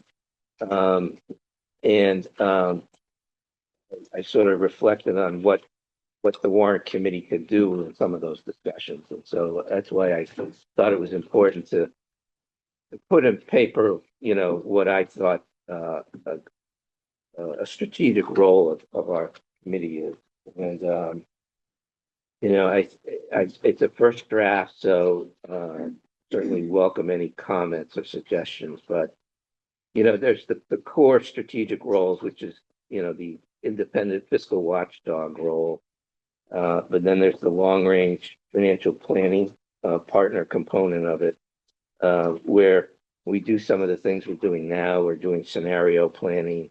You know, we advocate for following our policies and practices with all the departments. And then there's the communication part, which is, you know, translator or truth teller for the public, turning complex financial issues into plain language, provide context and benchmarking, publish clear, accessible reports for residents. And I feel like last year we got all our reports into the warrant, and there was, you know, ahead of time, so there was a good opportunity for residents to read our views and understand them before town meeting. And I'd like to continue that, and I think this year we'll get to it when we talk about the warrants, but I think assigning those reports to people, you know, will help, you know, share the burden of getting those drafted and reviewed and stuff like that. But what were you going to say? Just gonna say, and to be clear, you mean as the warrant committee, not as Yes. individuals representing the warrant committee. Right. Correct. Yeah. I mean, we're a deliberative body, right? So we try to do things together in the meeting, not on our own. And so, you know, we're unique in that we can provide this integration role because we cut across all departments, unlike other committees. We sort of see it all. And so, encouraging collaboration on certain issues, elevating things that we are important to a townwide perspective. And then being I call it a guardian of best practices for financial policies. There's all sorts of people that want to do things, and you know, we're sort of the last one looking at our policies and making sure we follow them. So we kind of have to try to you know, promote that discipline. And we're sort of the committee of record for town meeting. So I talked about the recommendations in the warrants, and then making sure we present the majority and when appropriate minority views, we do that. You know, I just thought having this as a document, particularly, I think Ed, you had mentioned, this might be good for new members coming out. Yeah, but Mike Pasquale, when he's looking for new members. Yeah. Yeah, read this. This is what we're doing. Yeah. And it's a good way to analyze his potential candidates. Yeah. Yeah. I don't know. What do people think? You can't come in with anything. You have to come in open-minded. Yeah, it's not. Yeah. You can't come You can't with with an agenda, right? Yeah. What do people think about this? Is it I think it's helpful. Something- Well, as always, you are really the best leader. And I had a nightmare that you left and it was really bad nightmare. So and I think one of my neighbors took over and I thought, why would that person be the head? And I'm really thankful for you, like every day. And I think I have this is one good, big but like, edit. Yes, please tell me. On the first page. Yeah. The word comprehensive presents a strategic view of the role of a warrant committee. I worry about comprehensive to my promises a bit too much. But if you really want that word in, I'm not gonna No, I think could, about that. it works without it. I can take it out. Otherwise, I thought this was a really big piece of writing and you clearly had given a fair amount of thought to what the different roles are that we try to fill year to year. Yeah. I thought this was an excellent distillation of it. Okay.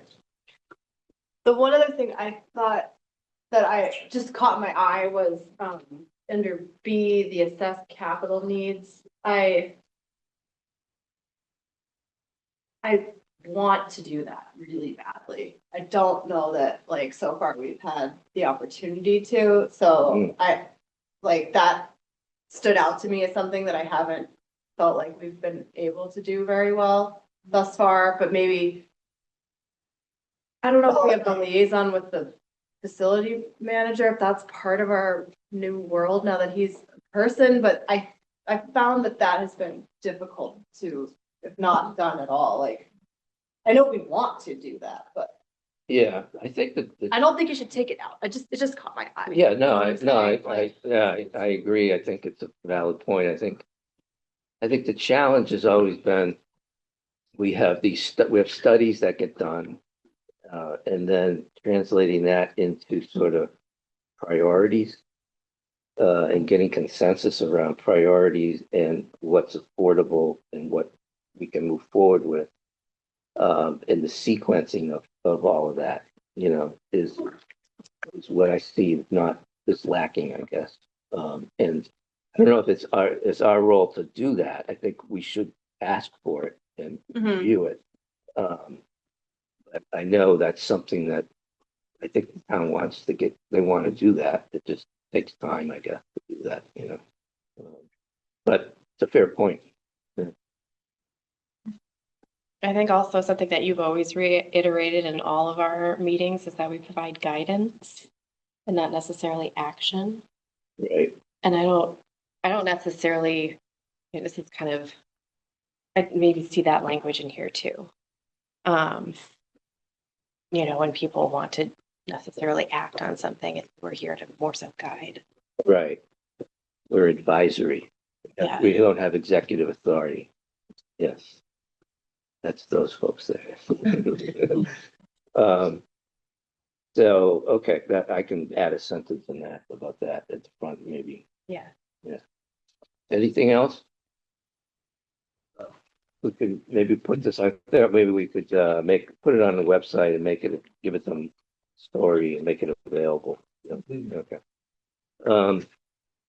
The second memo is rationale for using free cash for one-time expenditures. And this, I thought it was important to put this together because we continue to have people, raise the question of, can we solve some of our problems with just free cash? And so this, I thought, was important to sort of document why we have the policy of using it only for one-time expenditures and not balancing the budget, and the reasons why. So, anybody have any comments or questions on this? I think we all understand it pretty well, but I just thought it was important to put it in writing, because we have people, in the community that ask that question, which is a fair question, but Right. Yeah. All right. Is there a plan? Much like the second bullet point where you have the bolded italicized point, I would have done that with the first sentence under summary of position as well, because it really drives home, volatile, non-recurring revenue source. Sentence, like, free cash is not predictable. Yeah, it's inherently volatile. Just really drive that Yeah, point home, right. emphasize, if you take nothing else away from the rest of this document. It's the one that says the town must replace the funding That Right. if we use free cash to plug operating gaps, the Right. town must replace that funding every subsequent year, effectively creating a permanent hole in the budget. Right, my eyes were immediately drawn to this, but my eyes were also, would have been immediately drawn to that first sentence, if nothing else, that's.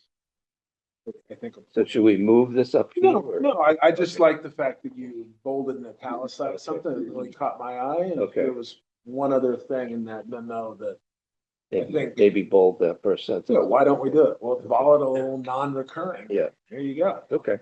Yeah. It's easy enough.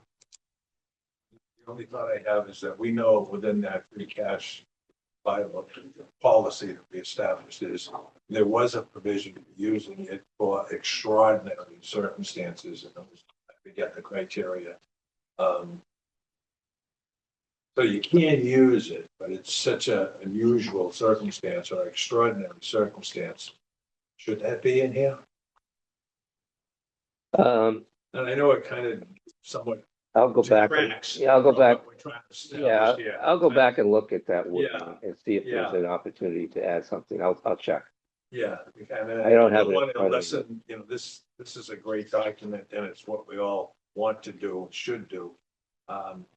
But if someone are looking at the policy, it would say, well, there's a provision in there under circumstances where you could use it, Yeah, I'll go Yeah. back and check Yeah. that. Yeah, like a COVID yeah, circumstance. yeah, Act of God. Yeah. yeah, Well, yeah. wasn't there a year, I know this is quite a I while think we ago. do have a provision for health type issues like COVID. The word is Yeah. in there, health, Yeah, but it's not just because we get a big health increase, it's because. it's not, yeah, no, no. We got a pandemic. Public. It's like a, yeah, Yeah. that's in Yeah. there. Yeah, okay.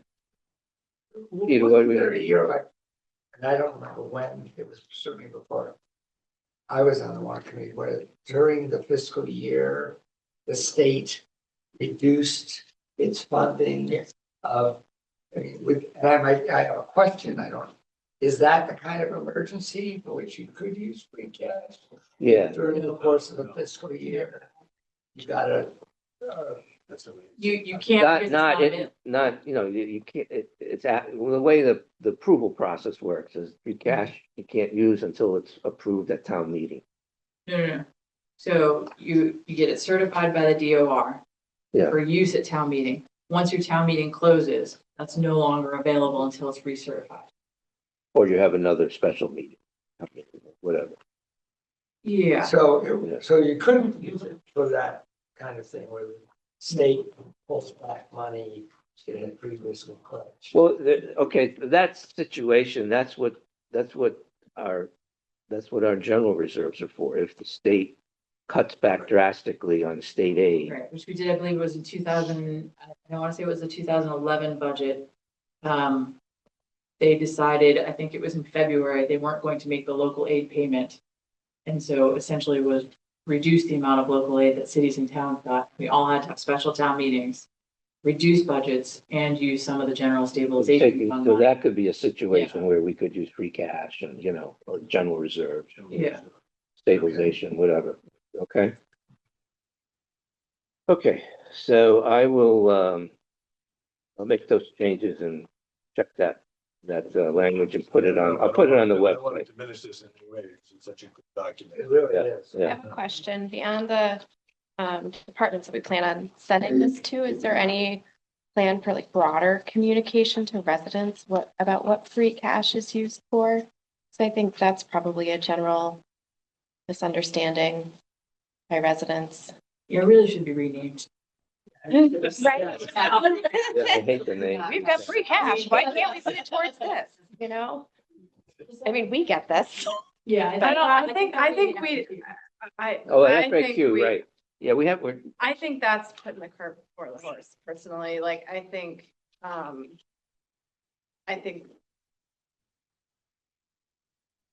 in my perfect world, we would have finished the meeting where the lights went off.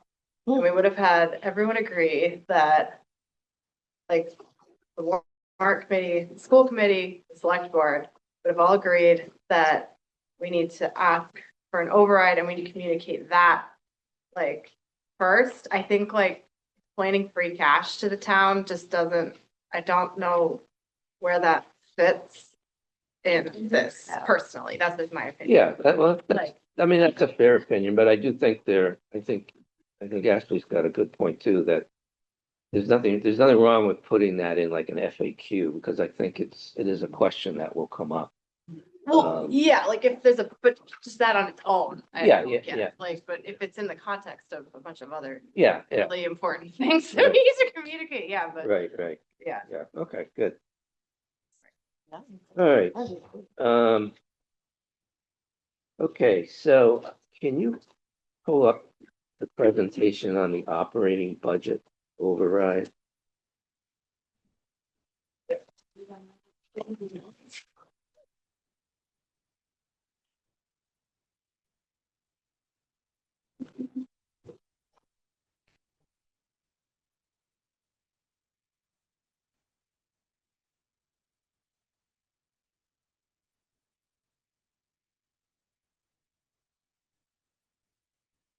Save the sexy stuff.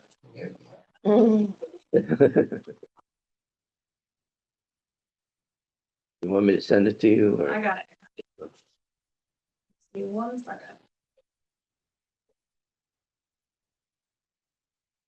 Oh, great. All right, you can go to the first slide. So just a couple updates. I call it Budget A, or the Prop 2.5 budget. Everybody knows this. This is obviously known for everybody here, but anybody watching this.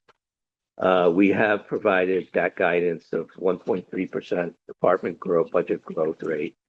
And we've asked the departments to identify the cuts and savings to get to that balanced budget. The select board at their last meeting last week did vote to put a placeholder for a operating budget override on the 2026 town warrant. The governor's budget is expected to be previewed in 10 days. I know Christine's going to attend that. She presents at the conference that you're going to, yeah. And so we will know at that point we'll have a good estimate of what the state piece is going to be to our budget. I'll be texting you live during the presentation. Yes. Yeah. We just want to know the number. Just see the number. So all of the discussions about override and, cuts and all that stuff will be, dependent on what comes out of the state, in terms of aid, right? We've made an assumption that it's going to be 2.5% for purposes of moving forward on all these discussions, but either if it's more or less, that could affect everything. And I think I shared that article with everybody on in the Boston Globe, that we're not alone struggling with budgets this year. If we can go to the next slide, Brittany. So why is there an article to override the levy limit? And I know everybody here understands it, but I thought it was worthwhile talking about the structural math of Prop 2.5. We have major cost drivers from anywhere from plus 4% to plus 18% per year. Health insurance being the 18% one, and contractual wages on the school side being the 4%. We have everything in between: special ed, transportation, utilities. They're all going up at a rate higher than the 2.5%. So, as we know, creates a structural multi-year gap. And so, I think the preference is to, rather than just say, we're going to make all these cuts and everybody has to live with it, is to provide a choice to residents to say, these are the cuts that will be made if we don't pass an override. And or put another way, these are the cuts that will get restored if we pass an override. And let the residents make that decision. And this is the related cost. They can make an informed decision on what they value in terms of those restoration of cuts relative to the extra costs in their tax bill. Rather than not giving them that choice, I think it's, it's not really, I mean, we will all vote on the override and we'll have an opinion on it. But I think the preference is to let town meeting make that decision. So, and we'll obviously all have different, opinions on it, but, so that's why there's an article for an override. The next slide is, why are we doing it now? It's obviously inflationary pressures, and well, we all know about our health insurance, growing at a consistent, 15%. 17% last year, 15% this year, expected to grow another 15% next in 28. State aid is not keeping up with our costs, and the federal relief funds have been exhausted. The first indication from departments is that they need increases of 3 to 5%. Preliminary. We heard tonight that the town wanted 3.1. I think Jeff, stated the school wanted 5.1 for level services. Okay. 5.19. But okay, 5.19. Excuse me. And so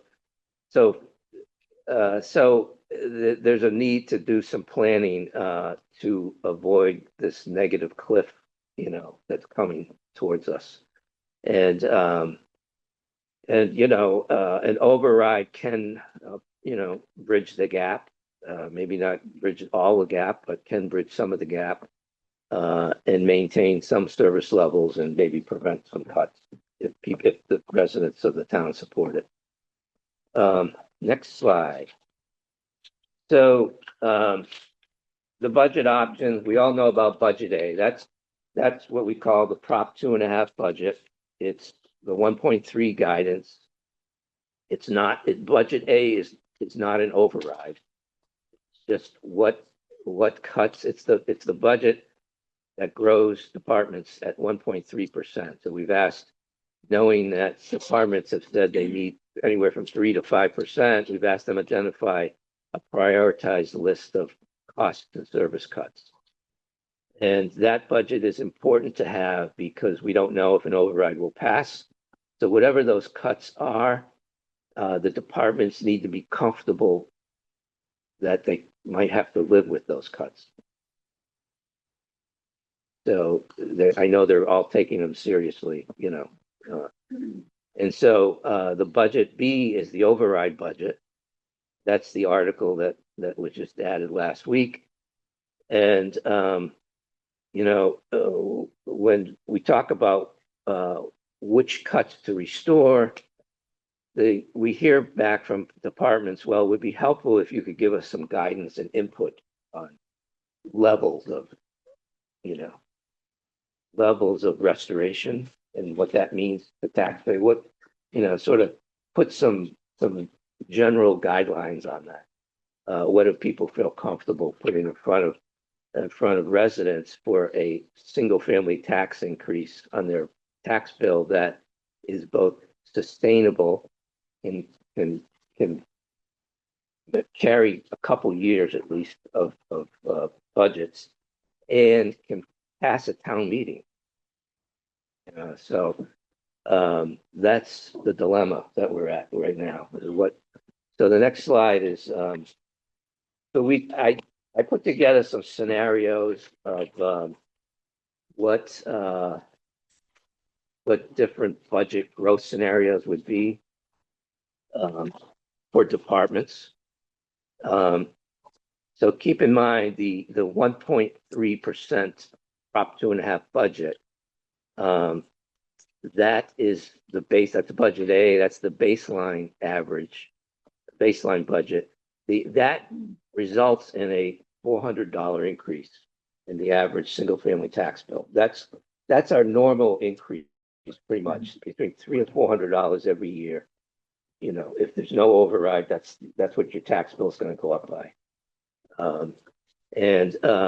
So I'm sorry to interrupt. Yeah. Is that calculated on the basis of an average house? Yeah. What? What's the? I have that on a slide later. Okay. I'll show that. I'll show you that too. Yeah, I'll show. It's about $1 million. Right. Yeah, it's about $1 million, the assessed value. I have that on a later slide. But so the growth scenarios that I chose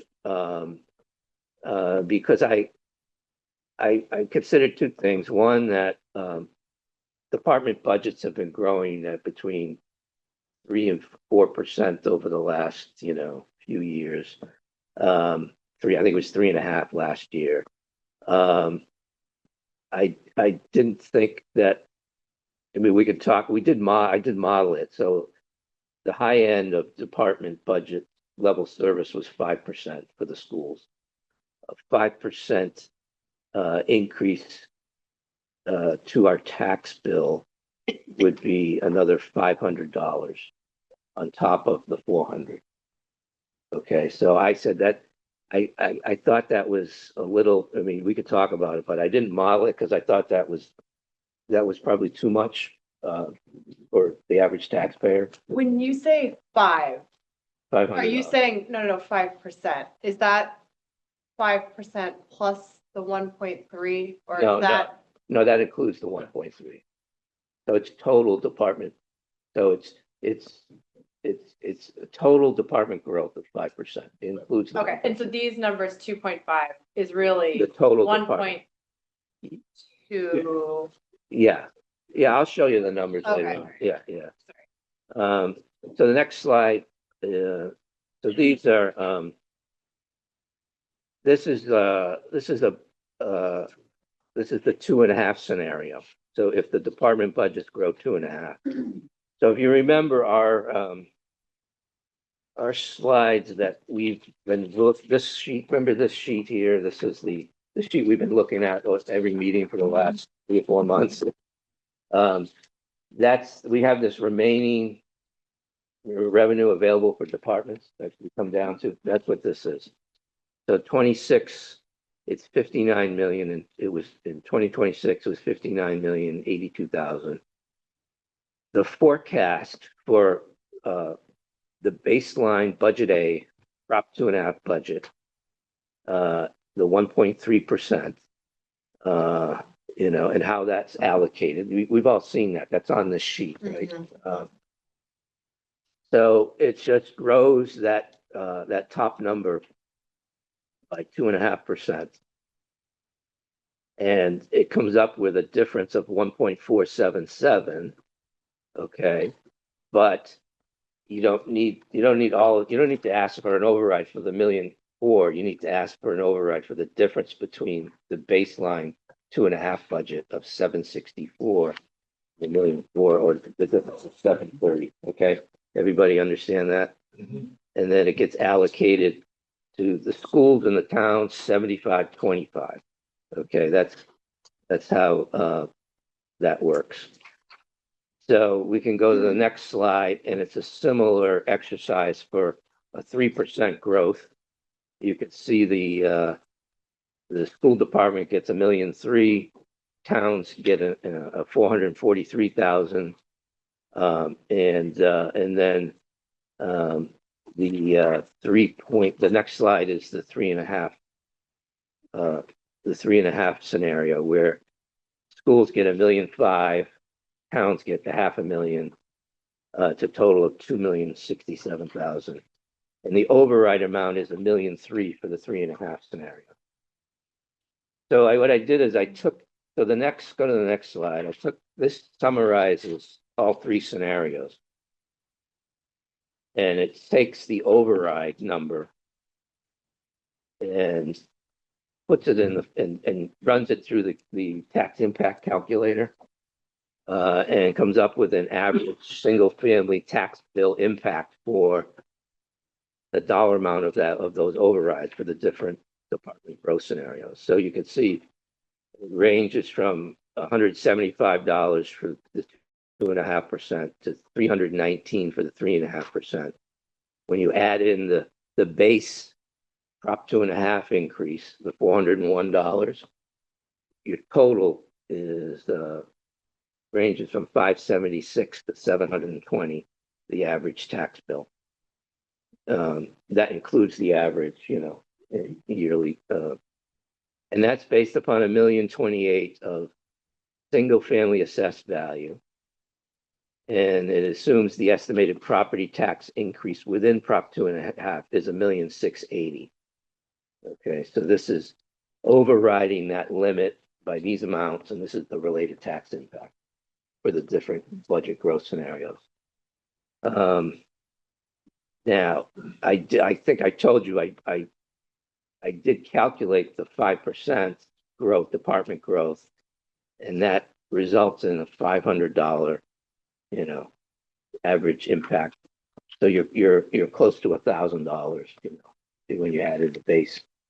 So I think keeping in mind that we have a new school building vote coming up. I know there's some sensitivity to that tax impact on residents. So that's why I picked these three. But I really, let's go to the next slide, because I think this is the question for us as a committee, is to provide some feedback on this to the departments, knowing that the numbers are going to change because we're still waiting for the state, but they are looking to move things forward and have some type of general guidance, knowing that, and the other hesitancy that I know Ed shares with me on this is that we haven't seen the school's cuts, right? We don't know where those cuts are or anything like that, what they're proposing. So,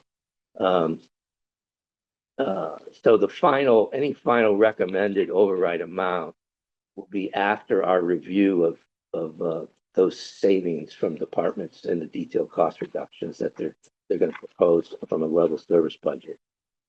And then I think the final recommendation, the criteria should be based on multiple factors, including the tax impact to residents, what's the extent of the service that's getting restored, and the alignment with community priorities and fiscal sustainability of that, right? How long is going to be sustained? So, so I don't know if you go back to the previous slide and yeah. So go ahead, ask your question. Yeah. Well, what's sort of on emphasis on my mind is that we're facing 15% again, most likely next year in a health insurance increase. We're in a pretty impossible position with the question I was like to ask, but if we had a 3% override this year, do you, this is why it's so unfair, anticipate that override for this year and then going forward in out years to be able to cover that gap in fiscal 28? It's an excellent question. And the answer is I don't. Damn mad at you, Fred. No, it's an excellent question. It's a good question. I think it's hard to answer that until we see the details of the cuts, Okay. and which ones might be restored. But I mean, we do. The good news on that question is that the slightly good news is that the 28 budget, if you remember, had a slightly higher increase. So it had 1.6% versus the 1.3. So that helps a little bit. But it's a great question, because I think people can't just assume that if I'm picking it for an example. Let's say we pick 3.5%, right? Just as an example. I don't know what we'll decide. Let's hypothetically say we pick 3.5%. That doesn't necessarily mean that's what the levy limit's going to go up by. That doesn't necessarily mean that that their budget, department budgets, in 20, that if they know they have to, this has to carry them for 2 years. Their 27 budget needs to grow by less than 3.5%. You follow what I'm saying? Yes. Yeah. No, I follow what you're saying. Yeah. And I know Christine will enforce that, and Brittany will enforce that discipline in the town. Not as totally. But isn't the number like, it's 1 million a year It gets, at 15%, right? For health insurance, like, so if 1 million over 60 million, which Right. is the total.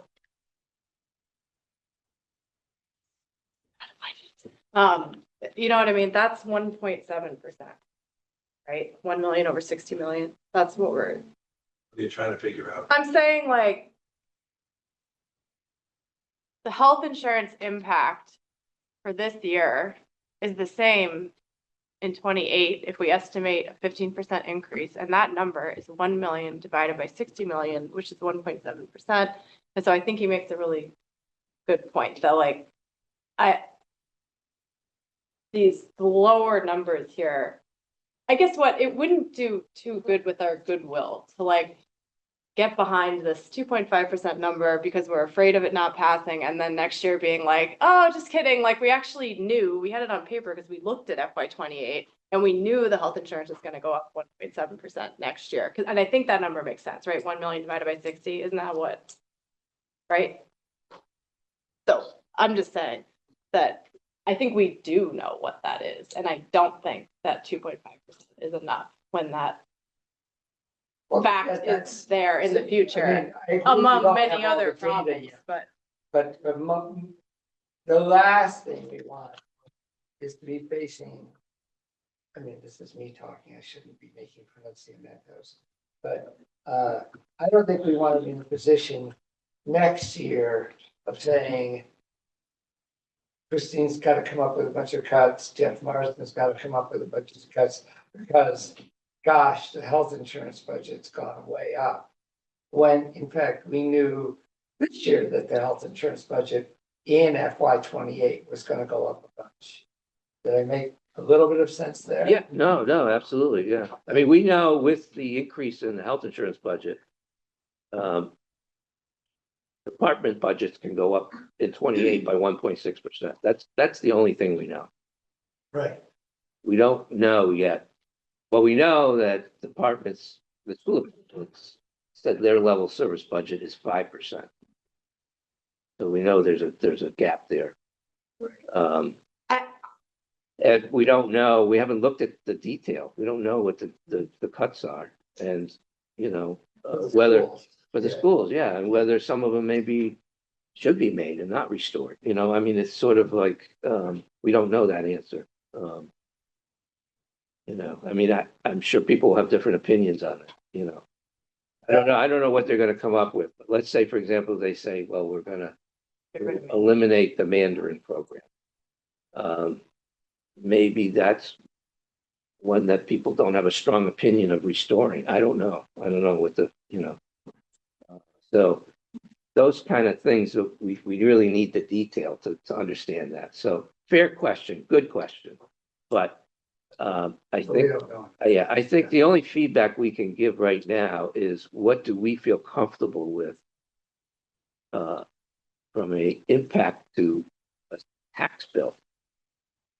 What do you feel comfortable with saying this is kind of a reasonable area to be, range to be in? Right, you got a comment? Yeah, can I just make sure I understand what our goal here is? Yeah. Because I assume that at most, we want to be at town meeting with a and a B. Yes. Not an A, B, C, D. Right. Right. What is the timescale you would like us to find out what B is? Tonight? Oh, God. No. So are we going to wait until we hear from the school? Well, here, it's a bit of a cat and mouse game, right? They want to know, well, what do we think, the reasonable increase with is? Because they could put that, whatever we tell them, they can put a budget together for an override, for that B budget. They could do it. Yeah. So So do we want to be the driver of that?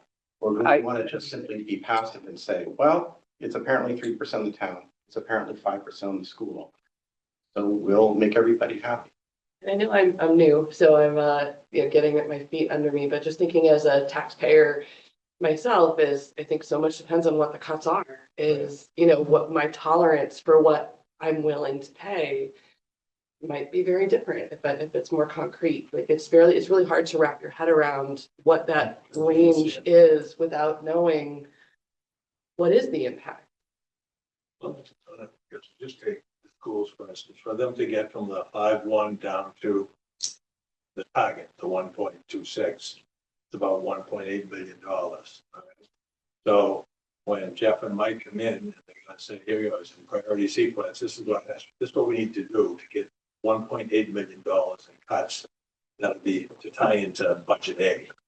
And then to your point, when someone says, okay, we can probably live, it's listed as though we can probably cut it off here because we just don't want to do all of these other things at the bottom. And then that maybe tells us, all right, if we want to restore this, well, what does that bring the budget to? Does it bring it to 3.5, whatever that number is? And I think that would be the process, but we have to start with a level service budget. And it's 5.1 because they have had some extraordinary increases, and I haven't got in there yet and seen this in my schedules and talked to them in detail. But their budget blooming to 5.1 is because of some of those drivers that we went over. It's transportation, special ed transportation. They're negotiating a contract with the teachers as we speak. That's going to be a driver of the number.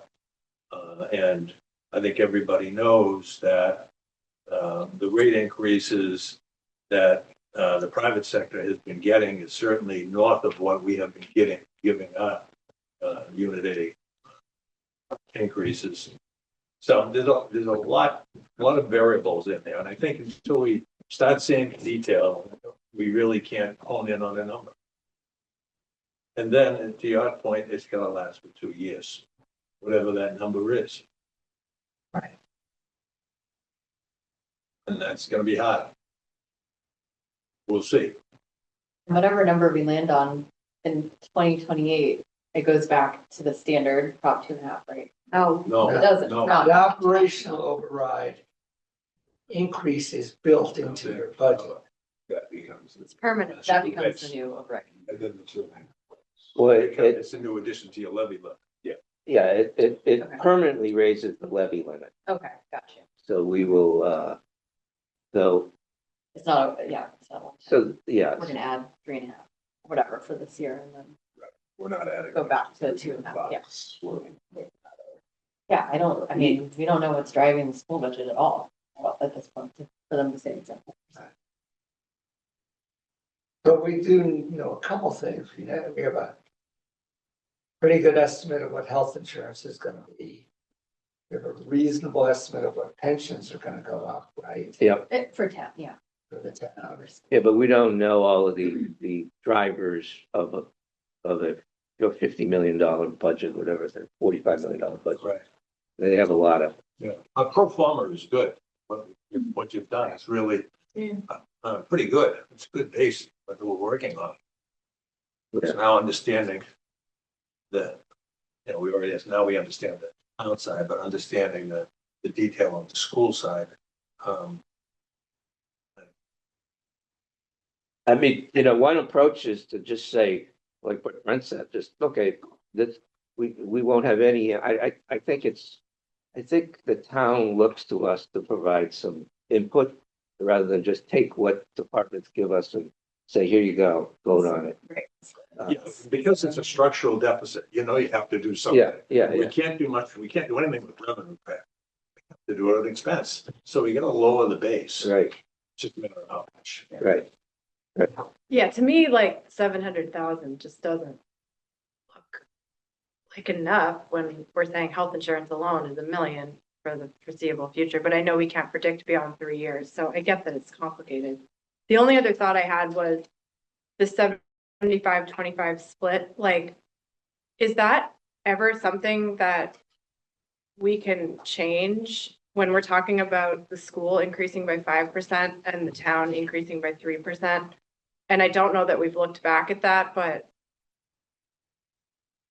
You say that you would- want the school to be allowed to increase more than the town? I know that's a really controversial thing to say, but I love saying really controversial things, No, but it's very, do- I'll but- give you my 2 cents on that. Yeah. It's very controversial because the town's negotiating 2% COLA increases for all their employees. And Which- the school's not, they're getting 4%, so I mean, okay. it's not apples to, apples. to- Yeah, but, It's even worse. yeah, even at, Yeah, even at 2% COLA in schools, it's still 4% in total. When you add steps. steps and lanes. Well, that's what I meant. When you add their the budget up, they all the need other- 4% just for the 2% equals 4%. Right, but like, how can we keep doing that if? I'm not saying one person should get paid more than the other. I'm saying that they are negotiated to get paid that much through unions. And I mean, Ed, you could speak to this better than anyone with your background, but like, I'm just looking at the numbers. The numbers are not matching up year by year. I'm not saying teachers should get paid more than but that it just is what it is. Well, yeah. I mean, the issue is, in my opinion, you're gonna give residents a choice. We should have some opinion on that collectively, what that amount should be.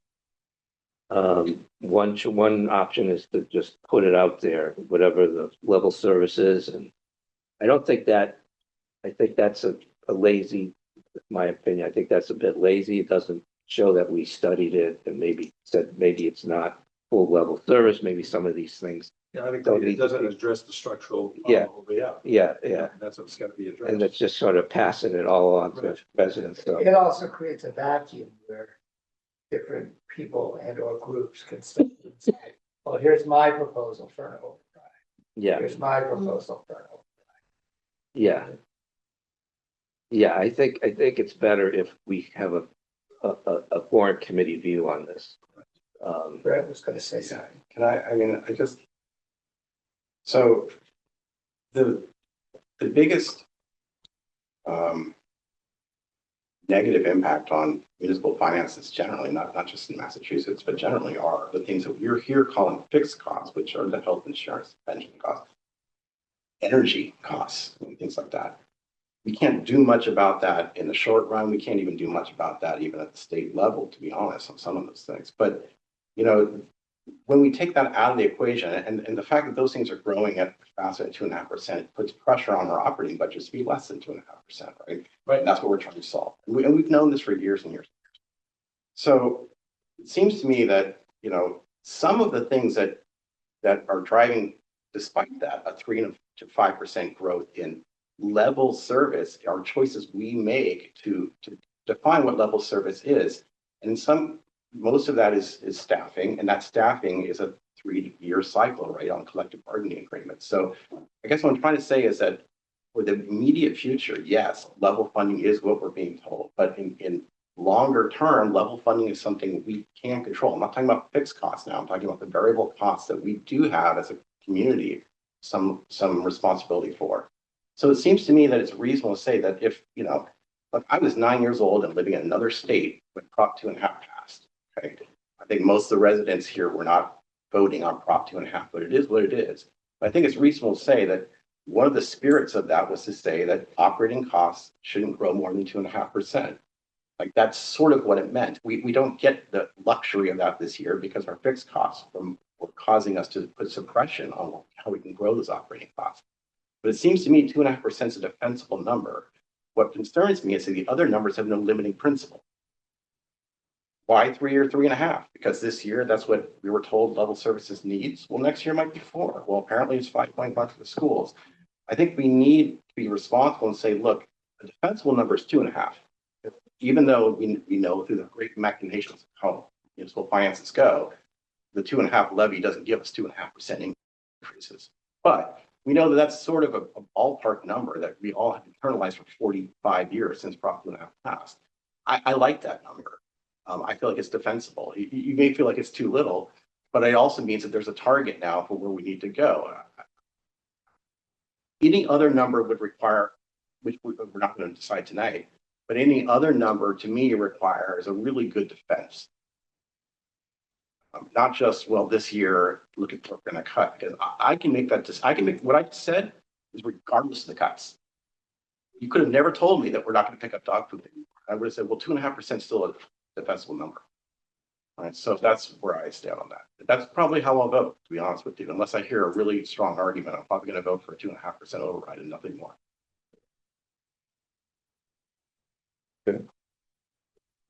Yeah, I mean, that's one view. I think that's well argued, you know.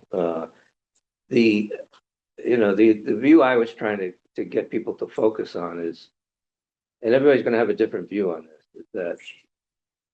that say, let's say 3.5%, it's an extra $319. It's less than what, 25, how much is that a month? That's No. $20 a month.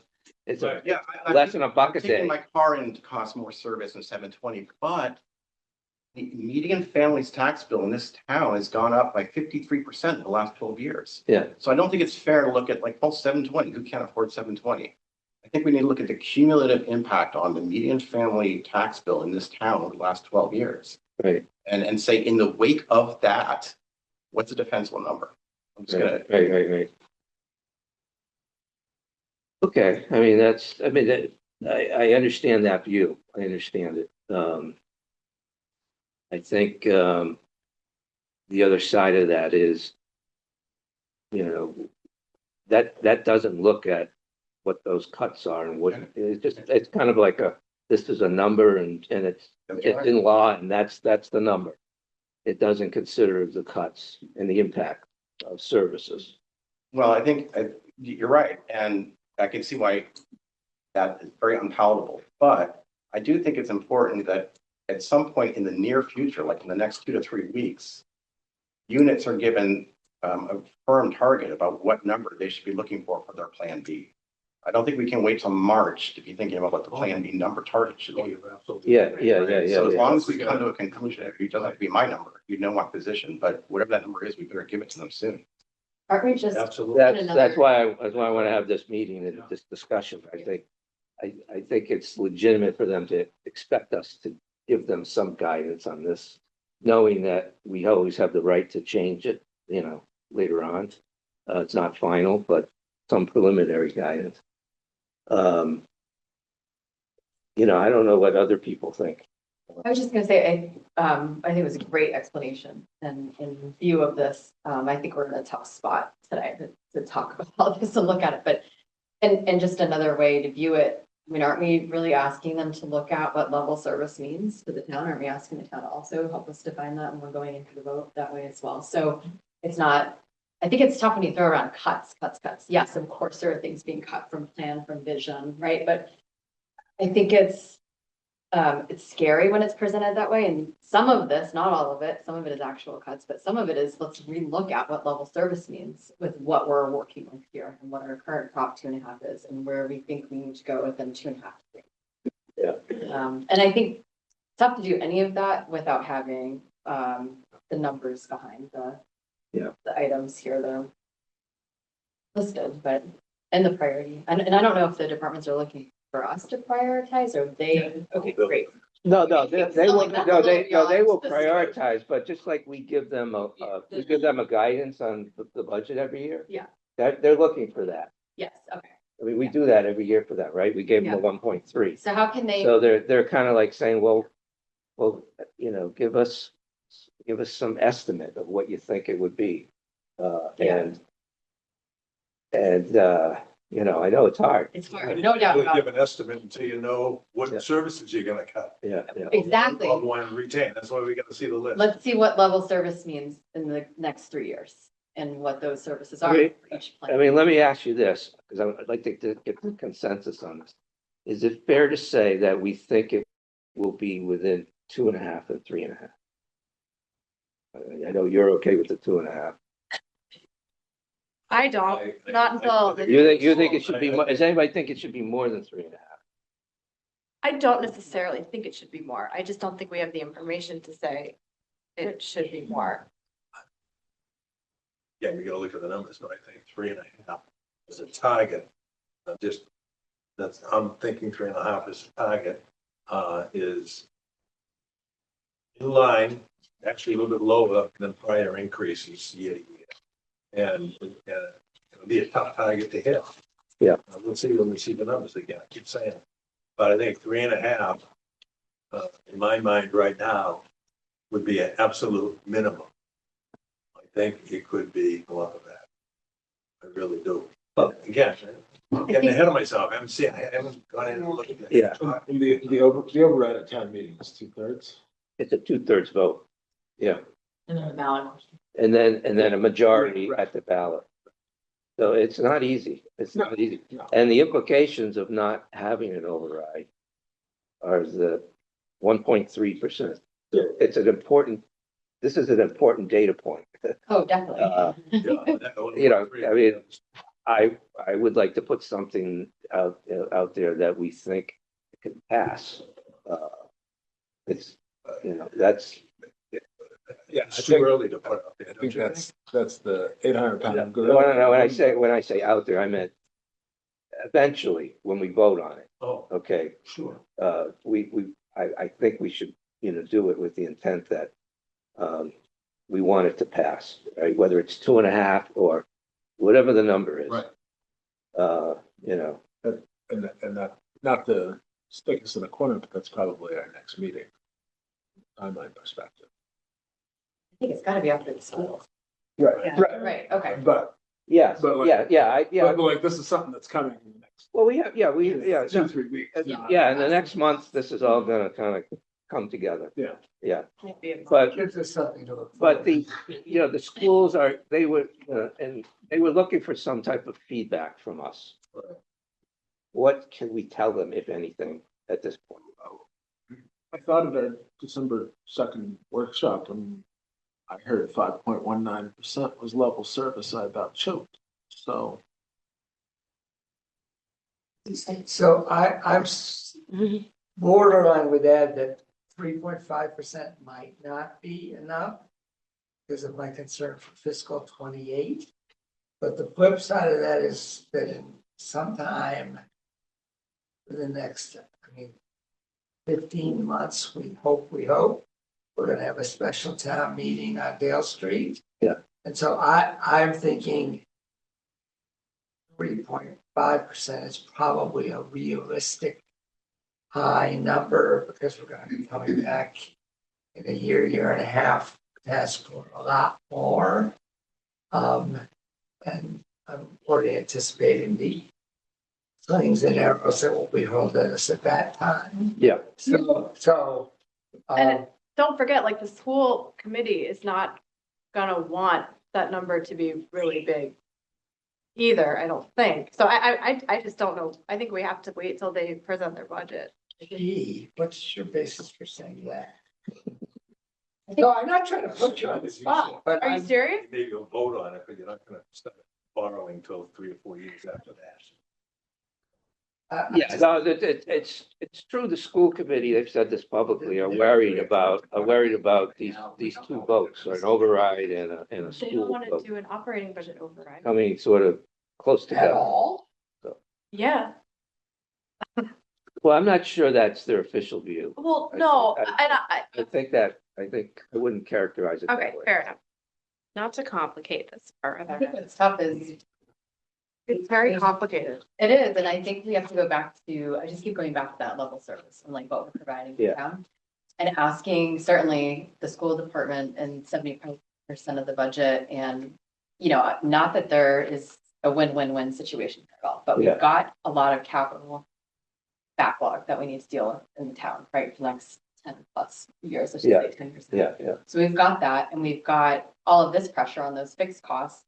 Plus, we've got to look a little bit historically on what is happening with residents and their tax bills. And again, these are just all the different levels that we're looking at, but I think we really have to look at what the town is trying to accomplish here and what we can do within the means that we have. And I don't know, I'm not saying that's 2.5, 3.5, or 5, but I think it goes back to that.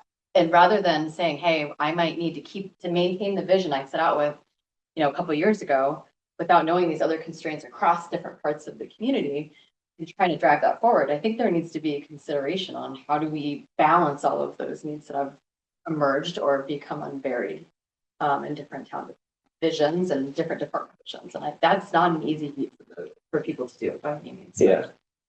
If I was going to say anything to the other town departments or to the school, that's some of the stuff I would be reflecting on is trying to put together living within a very constrained budget because of all the things that are going to be faced in the town. Yeah. And as a taxpayer in the town, I'm looking at not just the school and the school programs, right? I'm looking at the capital side of the house too. I'm looking at these other fixed costs. So, it's great to have a really great vision and direction, but sometimes it has to be assessed and redone. And I think that's kind of where we're at with what we need to do with these different departments.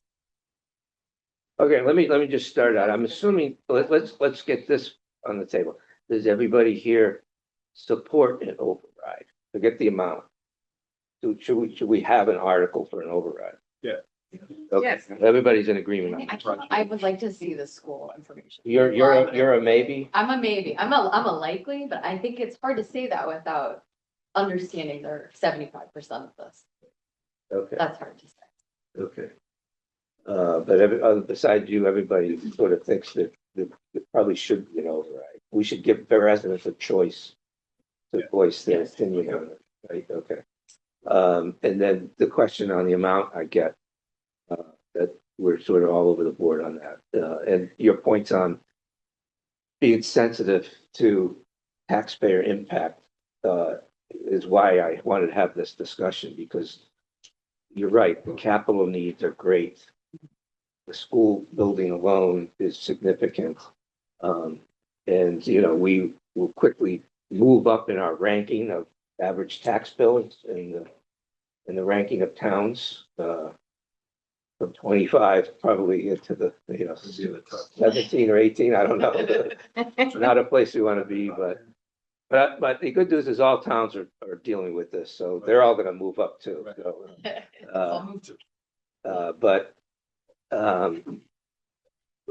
So I'm still wrestling with the message that I give to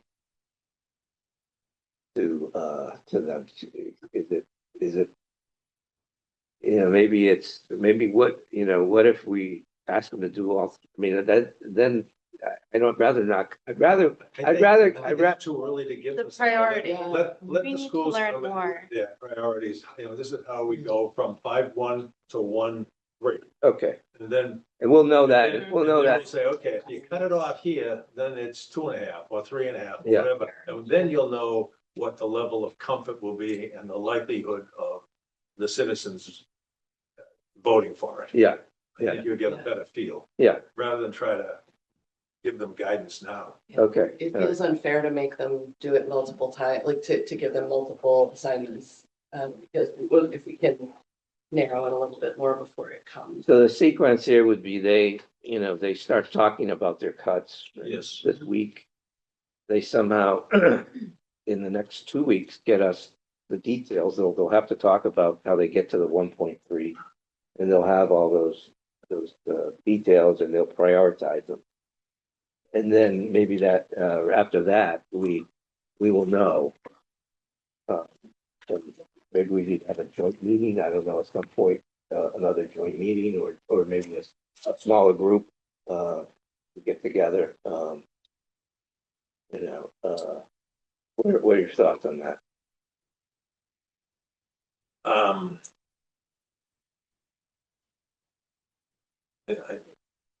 I think maybe a smaller group, because I think the override has to last 2 years. Right. We really have to hear from them, because they're, looking at level service of 5.1 now for next year, and the following year, what that level service will be. You won't be going up the same amount in a lot of these categories. Right. That a huge increase. So you have to say, okay, well, line one may be 4.2, 28. Right, Now you can, all right, now what's it take from 4.2 to get down to 1.6? right, Now looking, now you've got another of this for 27 and this for 28. And yeah, and so you have to say, how do we do this? Because now the pot is that much larger. right, right. So I think we still have to see the 2 years of level service. Thank goodness the foresight to ask for the 2 years. Yeah. Because we really need to look at 28's level service as well. Yeah. To see what it's going to take there. Yeah. To get to a number. And then you can just, as we said, you could target, or if you did 3, or you did 3.5, and we said that's a reasonable number, then what's it going to take us for an override to get to that 3 or 3.5? Okay, But I think that's a kind of an iterative process, but I think that's what, okay, I think that's how it should work. all right. I want to make one more comment. Yep. I was complaining about the amount of reading. This was a ton of work you put into preparing this, bringing all these, the free cash document, the warrant committee summary, all the different operating overrides, different scenarios of what they would cost out at. I'm in awe of your hard work. Really, thank you a lot. That's no problem. I don't mind doing it. Second. Yeah, never leave. So, I guess we're done. We're done with this topic? Yeah. Okay. I will just message that we don't have a consensus on this. Back to that. Well, We just need to learn more. consensus on, yes, an override, Yeah. not on the amount for Yeah, sure. yeah. Okay. All right. The next agenda item is the warrant articles. Christine. Yes, how would you like to do this? Do you want to go through each one? Do you want me to? I think just maybe tick them the off as regular? non-routine one. Yeah, how about the non-routine one? Okay. Because there, it struck me that the list is fairly long this year. long. There's a lot of articles. And they're kind of significant articles. There's no way we're gonna have the length of town meeting we had last year. I told everybody that was going to come back to bite us. Okay, why don't we start with one of the new ones for this year is creating the special stabilization fund for the MSH redevelopment mitigation payment. This is the $1 million payment to the school department once Trinity closes on the project. We anticipate closing in October of 26, but either way, this fund needs to be set up.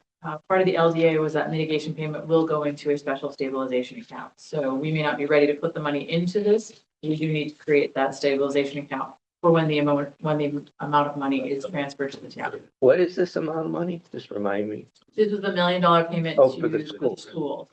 Yeah. Why do we have to want- put it in stabilization? It was part of the LDA that it would be put into a stabilization account. And what does that ultimately? It will need a 2/3 vote to be voted out, and it needs agreement from the select board and the school committee.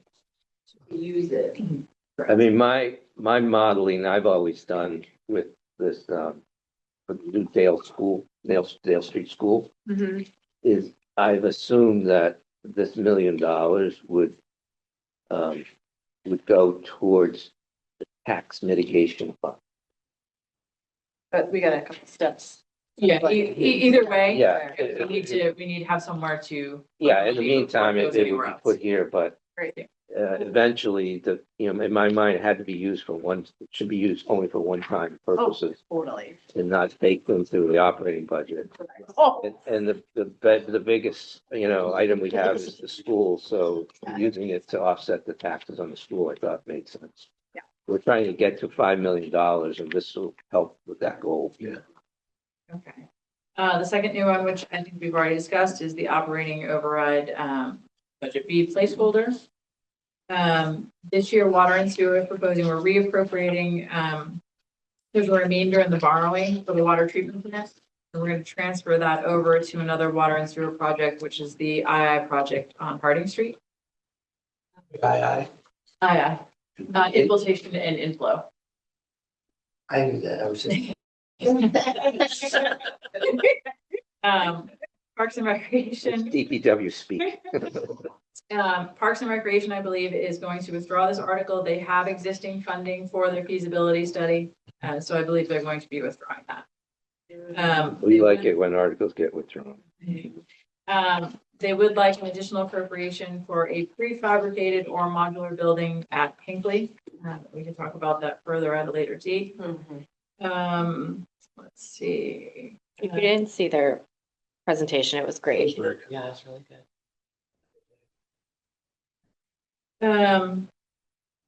We will need additional funding. We talked about this earlier when we did some free cash calculations to continue to work on the landfill closure.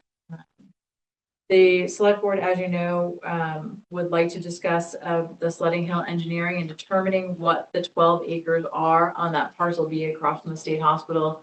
Steve, you alluded earlier to a project up there for the basketball. In order for any project to go forward, we need to determine which of the 12 acres on that site could be used. So they're proposing money from free cash to do that engineering work. It's just to define the 12 acres. It's just, yeah, that's all it is. Which Baby. we're obligated to do under our LDA with the state as well. Conservation has 2 articles they're moving forward: appropriation to the Conservation Trust Fund, which we did last year, and they're requesting an additional appropriation for the Danielson Pond Dam work. You got that email from Deb. Yeah, About all their. they still have. They still have work to do at the dam, so they would like some additional money. To The do that. dam still has. It's never gone away. I'll just preview this now. I think, I mean, we've got such huge problems in this town. This is a pretty small one, but I think spending money on a dam, which you could allow to drain out and put some wildflower seeds on and rather than keep a body of water there for 12 people who say they want to water people, I think that's crazy. But anyway, I may be the only person in town who thinks that's crazy. Yeah. Well, we will have them come before us. You can ask your questions of the Deb and the Conservation Commission Okay. for that so- article. General articles. So the select board have been talking about reducing the town meeting quorum bylaw. It's currently 250 residents. They have been discussing dropping that. I don't believe they've come up with a number, obviously not 0, but they have not come up with a number to reduce that to yet. We are looking at change of the local election date, which is a minor charter change, would require a vote at town meeting and a ballot question. So we are one of the very few towns that holds our election before the town meeting. And that has caused some problems because you have chairs of boards and committees that are championing their articles to go to town meeting. The chair is, setting the agenda warrant the entire year, and then is potentially replaced 6 weeks before the town meeting, leaving the select board with only 2 members who may be familiar with what's going forward, or Park and Rec or any of our elected officials. We're proposing changing that to match with other towns and have the election after town meeting. It also becomes very important in terms of the town moderator, because if a new town moderator is elected, that only leaves 6 weeks between the town moderator being elected and the town meeting. So that's a very short window to bring somebody up to speed in terms of that. So I think that's really what's driving. So we have to do that, and then it gets approved next March. Okay, Got it. That would let's change see, that that, changes that too. is that when you have these minor Yeah. changes, you could approve it at town meeting and then a couple months or whatever we. Oh, no, I get that, but Yeah. I just mean it wouldn't actually change. That would anything change it, or but it would alleviate one that. year from this Do it- coming March. do It would alleviate that We problem. gotta do it sometime. Yeah. Why didn't we do that last year? Yeah. Because everybody want a really short town Because we meeting. wanted to get out of there in 38 minutes. I was really, should have had, well, you guys know how I felt.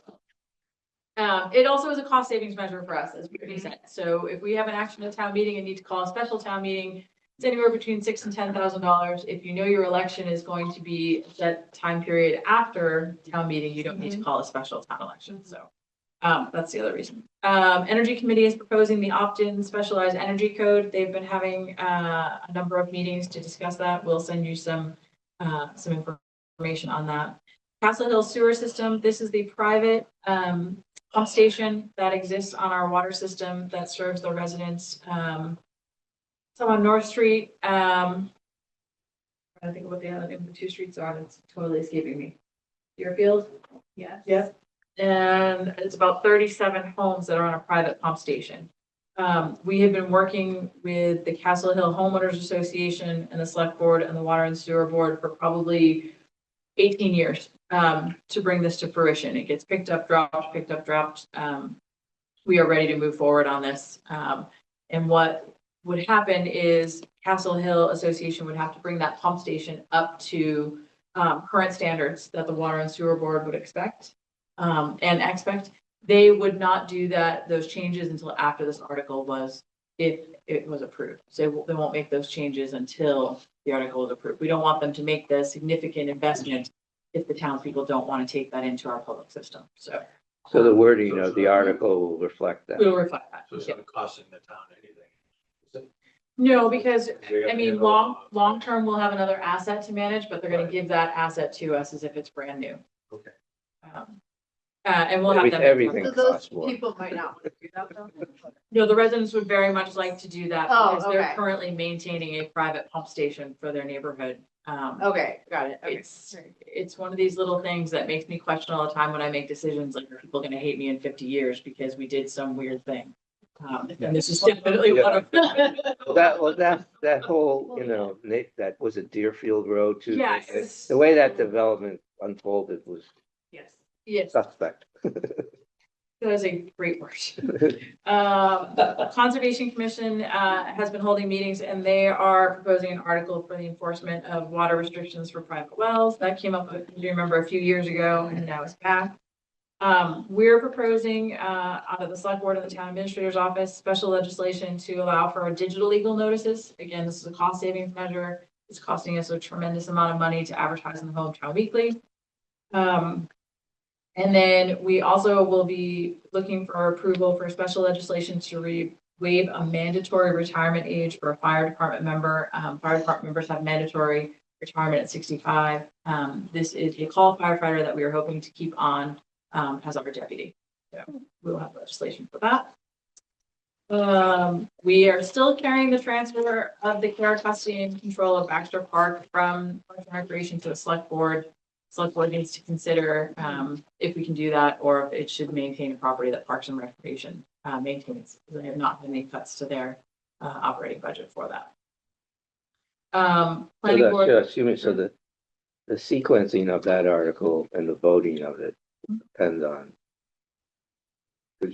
That's one of the cuts you had. It's one of the cuts. So I think if the priority for the Select Board is to restore and implement having the second employee in the grounds department, I think then that's always been the plan to take over Baxter Park. If we're not going to put that in as a restoration, or it's actually new because it's not a level service, this is an additional, then we would just need to consider that. Planning Board has the sign bylaw update and they have the mixed use zoning overlay we touched on briefly earlier. We have 2 citizens petitions. One is to amend the town bylaw for the sign surface area. I believe the petitioner met with the sign advisory board tonight to talk about whether or not that actually could be a planning board article that's sponsored. Could it be put in the sign bylaw update? That's what they're great. planning on, but I know they had a meeting tonight. We obviously haven't had a chance to talk to them yet. And then there's a citizens petition for the feasibility study of the intergenerational community center. Those are all our new articles. I forwarded that to everybody. We will talk about that at the right time with Peter. And we probably, my guess is we would invite other groups to come and talk to us about their views on it too, like Park and Rec and maybe the school building committee. But we'll cross that bridge when we get to it. So that's a very quick highlight. I'm trying to respect everybody's time. A quick highlight on the articles. Anybody who's new has some question about our routine articles, I'm happy to talk about those more in depth and go over those at any time. No. Not tonight. And you can just call me. Can I just ask you a quick question? Was there a sign bylaw article about backlit signs that not go forward? I think the planning board is proposing a signed bylaw update that would probably. Yes, planning board deadline. Yep, yes, they're just trying to incorporate the citizens petition into their. Just trying to do a bigger update. Okay, yeah. Okay, Pete, any updates on the school building committee? Oh, gosh, yes, so much to say. Actually, yes, we were accepted into module 2. Excuse me. And, which means the SBC has appointed a subcommittee to go through the process for going through resume posting and RFS for an owner's project manager, OPM. After months and months of delays with the MSBA, the timeline for that process is actually very short. And if we hew to the MSBA timeline, it looks like we will have an OPM selected by early April. It will be quite a bit of work for the people on the subcommittee to, the MSBA has all these requirements about calling every reference for every one of the finalists you select, excuse me. So, so that they will have a fair amount of work to do, and then there are interviews, I think, first by the subcommittee and then by the whole SBC of usually 3 finals. And so, yeah, so things are, albeit slowly, continuing to move. Okay. Any questions on the school building committee? I guess the capital budget committee is, you guys aren't meeting anymore, right? Well, I mean, there may be a after action meeting to talk about long-term issues. Yeah. And I think just, as it was mentioned back during the override discussion, the increase that will come should the town approve an override, should be thought of in conjunction with potential increases, not just for the school building, but for the extraordinary maintenance, aka the roof problem, and ongoing support of just general like sort of capital that we've been supporting out of free cash. And among other things, so I just if those issues are also in our 1 to 2 year time horizon of resolving in some quasi-permanent way, we have to be thinking about that too. That's part of my concern about limiting our override for operating expenses to a defensible number. Yeah. Yeah. Mhm. Okay. Anything else? Informational items. You guys, You got everything from us. all right. I would entertain a meeting to adjourn that. Motion to adjourn. This is adjourned. Second, all in favor? Aye. We are adjourned. Oh.